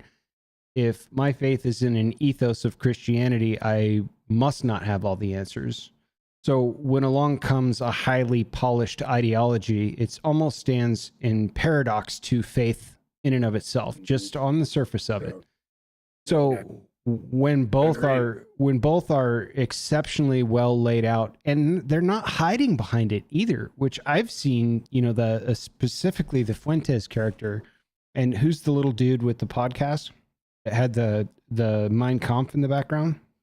Oh, well, that Vincent James had the Mein Kampf, but you're probably talking about Joe Prado, the modern monarchist. Of which he had some sort of propaganda, World War II propaganda behind there. But omitting royalism and just taking a monarchist at face value, it is the crushing and unabridged certainty that this organization will remain intact no matter who's the figurehead of it. And when you add a pernicious ideology backed by a kind of scrutinized religious organization, generally speaking, in Catholicism, I don't think that's a secret. You find a lot of red flags that are very easy to just ignore. They really, really are. And I think you really got to parse out what part of it is your faith in an ethos versus a highly polished ideology, which just in principle often stands in contradiction of one another. That's not to say they cannot harmonize, but you've got to really know your shit in order to find that harmony. And they're not hiding it. That's the problem. Like, you can go look this stuff up. It's And very easy to look up, and it's very hard to ignore, which is what my battle has been, is trying Right. to like the end. And see it. Once you've seen it, you see it everywhere it shows up. Yeah, but I've been trying to do the end scene of Clockwork Orange with all of these people, Mhm. you know, in around here, and man, they fight it. They don't want to. I mean, it's so fantastical that they don't want to believe it exists. Obviously, right? So, Well, you know, the most interesting parallel you described was the pyramids on both sides of that lane, right? Yeah. All are predicated on power, whether it's postmodernism or it's top-down monarchical belief. My words are escaping me after a long work day. Sorry about that. Or any derivative therein. It is all the acclamation and exercise of power. And to me, that's very synergistic of the antithesis of not just the Republican Party, but democracy as a whole, the United States as the greatest experiment in self-governance in world history, in my opinion. Like they stand at odds with one another under the guise of being morally accurate. And whether that's coming from embedding yourself with the Mormon church based on strength in numbers, or these, how did you put it, rune wearing dudes, the Nordic belief guys, or the Catholic Church, you know, really unpack what they're saying and take a listen and a long, hard look at how, mind you, very aggressively they promote these ideas, particularly the little dude on the podcast. Who I listened to for quite a while just to unpack some of that stuff and just could not after a while. The rhetoric is not even entertaining. No, you know, as a charge me up type of thing. It's vile, you know. So I find all of that extremely pernicious because it's preying on those that are, their predisposition is to continue funding, believing, participating, and advocating for an institution that they have put their entire life behind. That's not easy to unpack.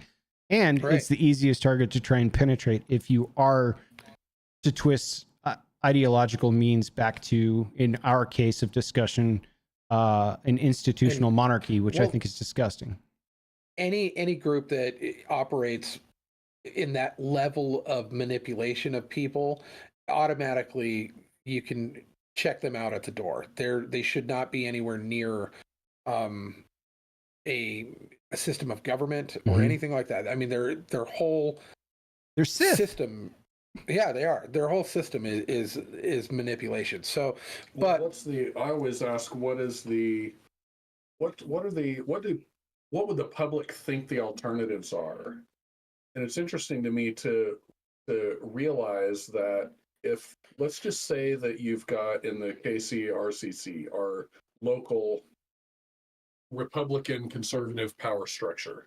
Agree or disagree? Yeah, agree. That's kind of the hub. It is. Yeah, without a doubt. Let's just say that within that, you start to get this momentum toward this royalist, ethno state kind of thinking for the purpose of rescuing America, right? Right.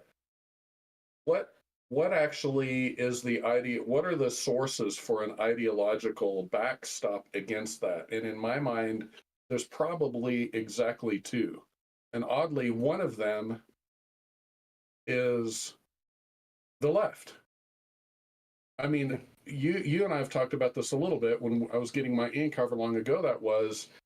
We constitutionalist kind of libertarian thinkers, even biblical constitutionalist libertarian thinkers, end up agreeing more with the left than with this kind of royalist ethno-state. In other words, the rhetoric of the left is closer to the truth of constitutional liberty. It puts us as odd bedfellows with certain leftists who have been pointing it out.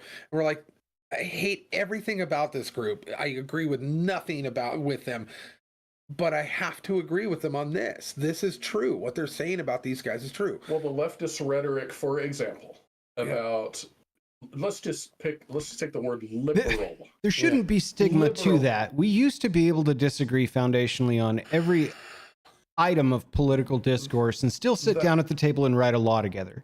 So I don't think that's a bad thing. No, exactly. And I'm probably over disclaimering it, but in this context, probably because I'm just I'm too much of a conservative, but having acknowledged all those disclaimers, I want you to be liberal. I want you to want equality. I want you to want even kind of look, even quotas don't bother me. I would rather have affirmative action of a sort than some sort of ethno-state monarchy that's literally only privileging one race. I mean, the contrast very quickly becomes so stark between what these guys are actually doing and what these guys at least purport to believe. Right. Right? I mean, I agree with the dogmas of the left. If they were actually practiced and taught by the left, I would like it. You know, I would not have a problem with liberalism if it weren't actually anti-liberal. That's right? where I dogmatically attack academia, right? It's like if you teach these kids how to think, not what to think, based on your very dismissive idea of Western culture and Western ideology and capitalism and all of these different things, whether that's based in jealousy because you're highly educated and make a fraction of what some jackass with a popped collar on Wall Street makes or not, whatever the root of that is, like you're pumping out a bunch of postmodernists that have absolutely no idea how even their dream state would function. They're just Daleks. It's just rhetoric at the end of it. And that's sorry, Doctor Who reference, right? They're just exterminate. Right. Yeah. Yeah. So no, and you're absolutely correct. The other alternative I was going to say, it's either the actual rhetoric of the left, which I don't even disagree with the purism of what they're after. Of classic liberalism. Right. Equality and all that. Or, frankly, doctrinaire constitutionalism, which is actually John Locke political theory. Yeah.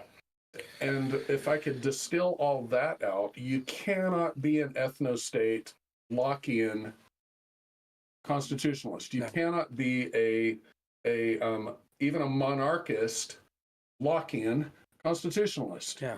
But the trouble I have now is that who even knows that theory anymore? Yeah.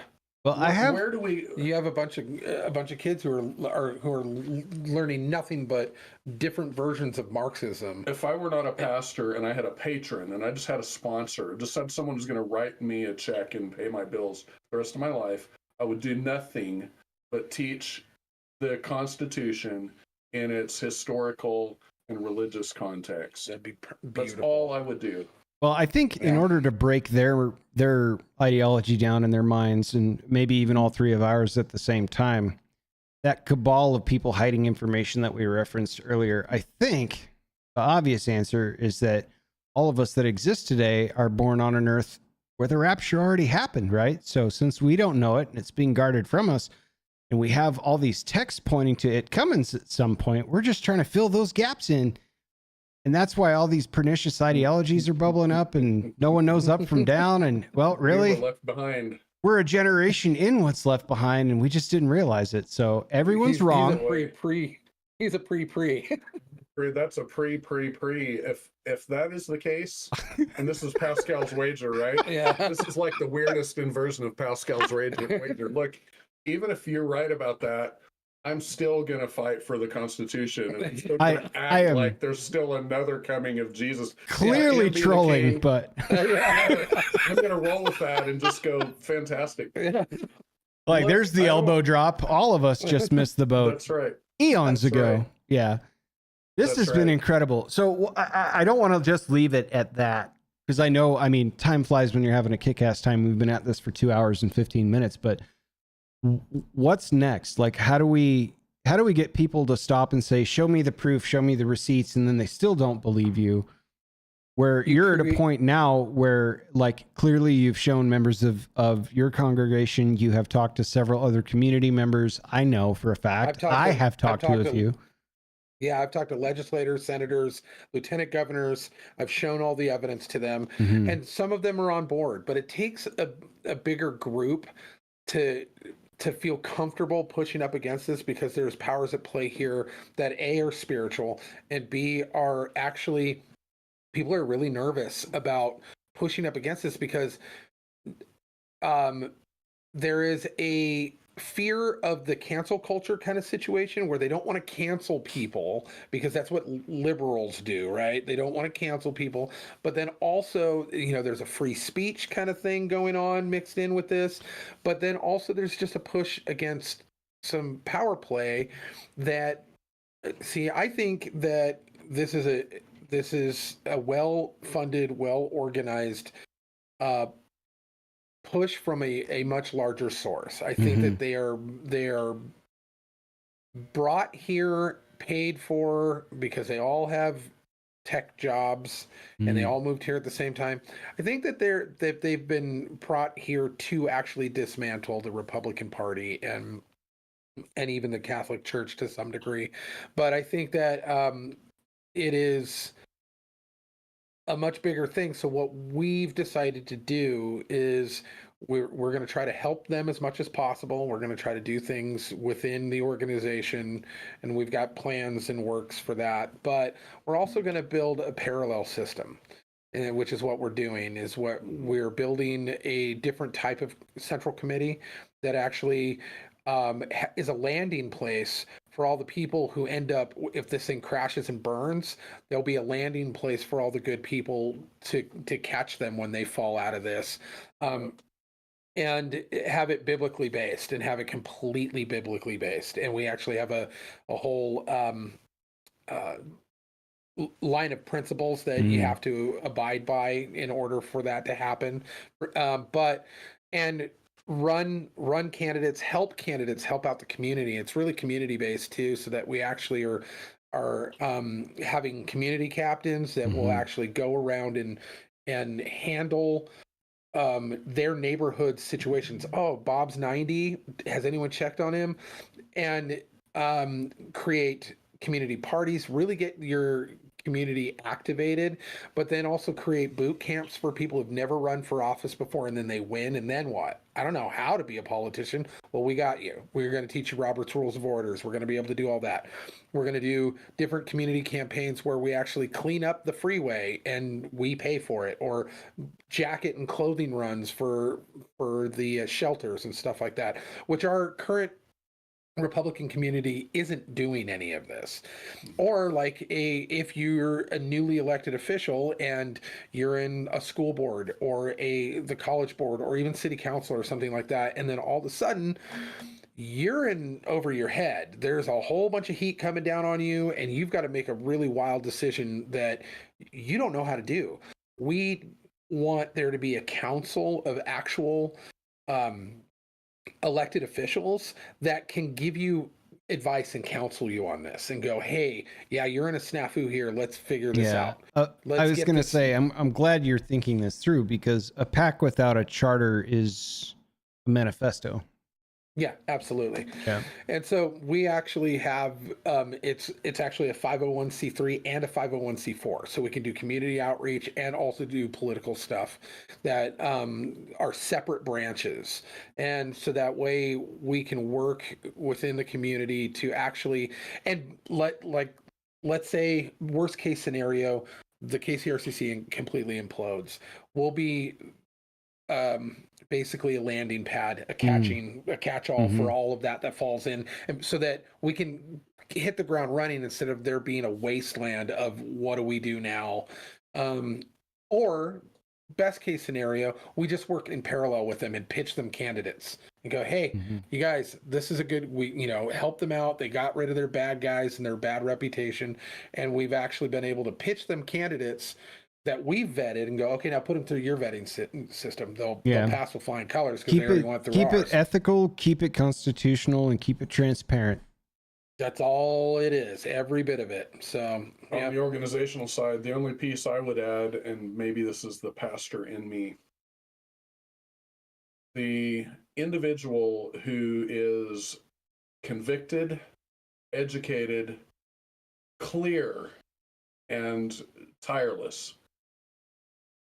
Look, Lucky, you're an example of this, and you're not going to tout yourself. You're going to be humble in a sense, but look, we're in a situation very parallel to that during which our nation was founded.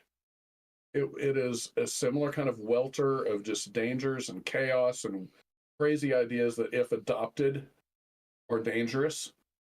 And yet, I've got to believe that in the current environment of kind of shrinking liberty and kind of the pool of liberty kind of getting shallow because of corruption and 100 different ways we could talk about Erosion. Erosion, that's right. And even rising swamp water. The swamp is actually a fantastic metaphor. Even in that, one voice that is correct, that's asking the penetrating questions. The Groypers, for example. What are they really saying? What do they really want? Well, what did you say about race? What did you say about popular sovereignty? No, tell us again. Tell us again what you said. I've got this quote. Did you really say this? That person doing that, and then having the alternative answer. Well, hey, how about popular sovereignty? How about representative government? How about a charter that is based on natural law? Has anyone heard of those things? The person who can articulate those things, like a modern day Thomas Paine, and I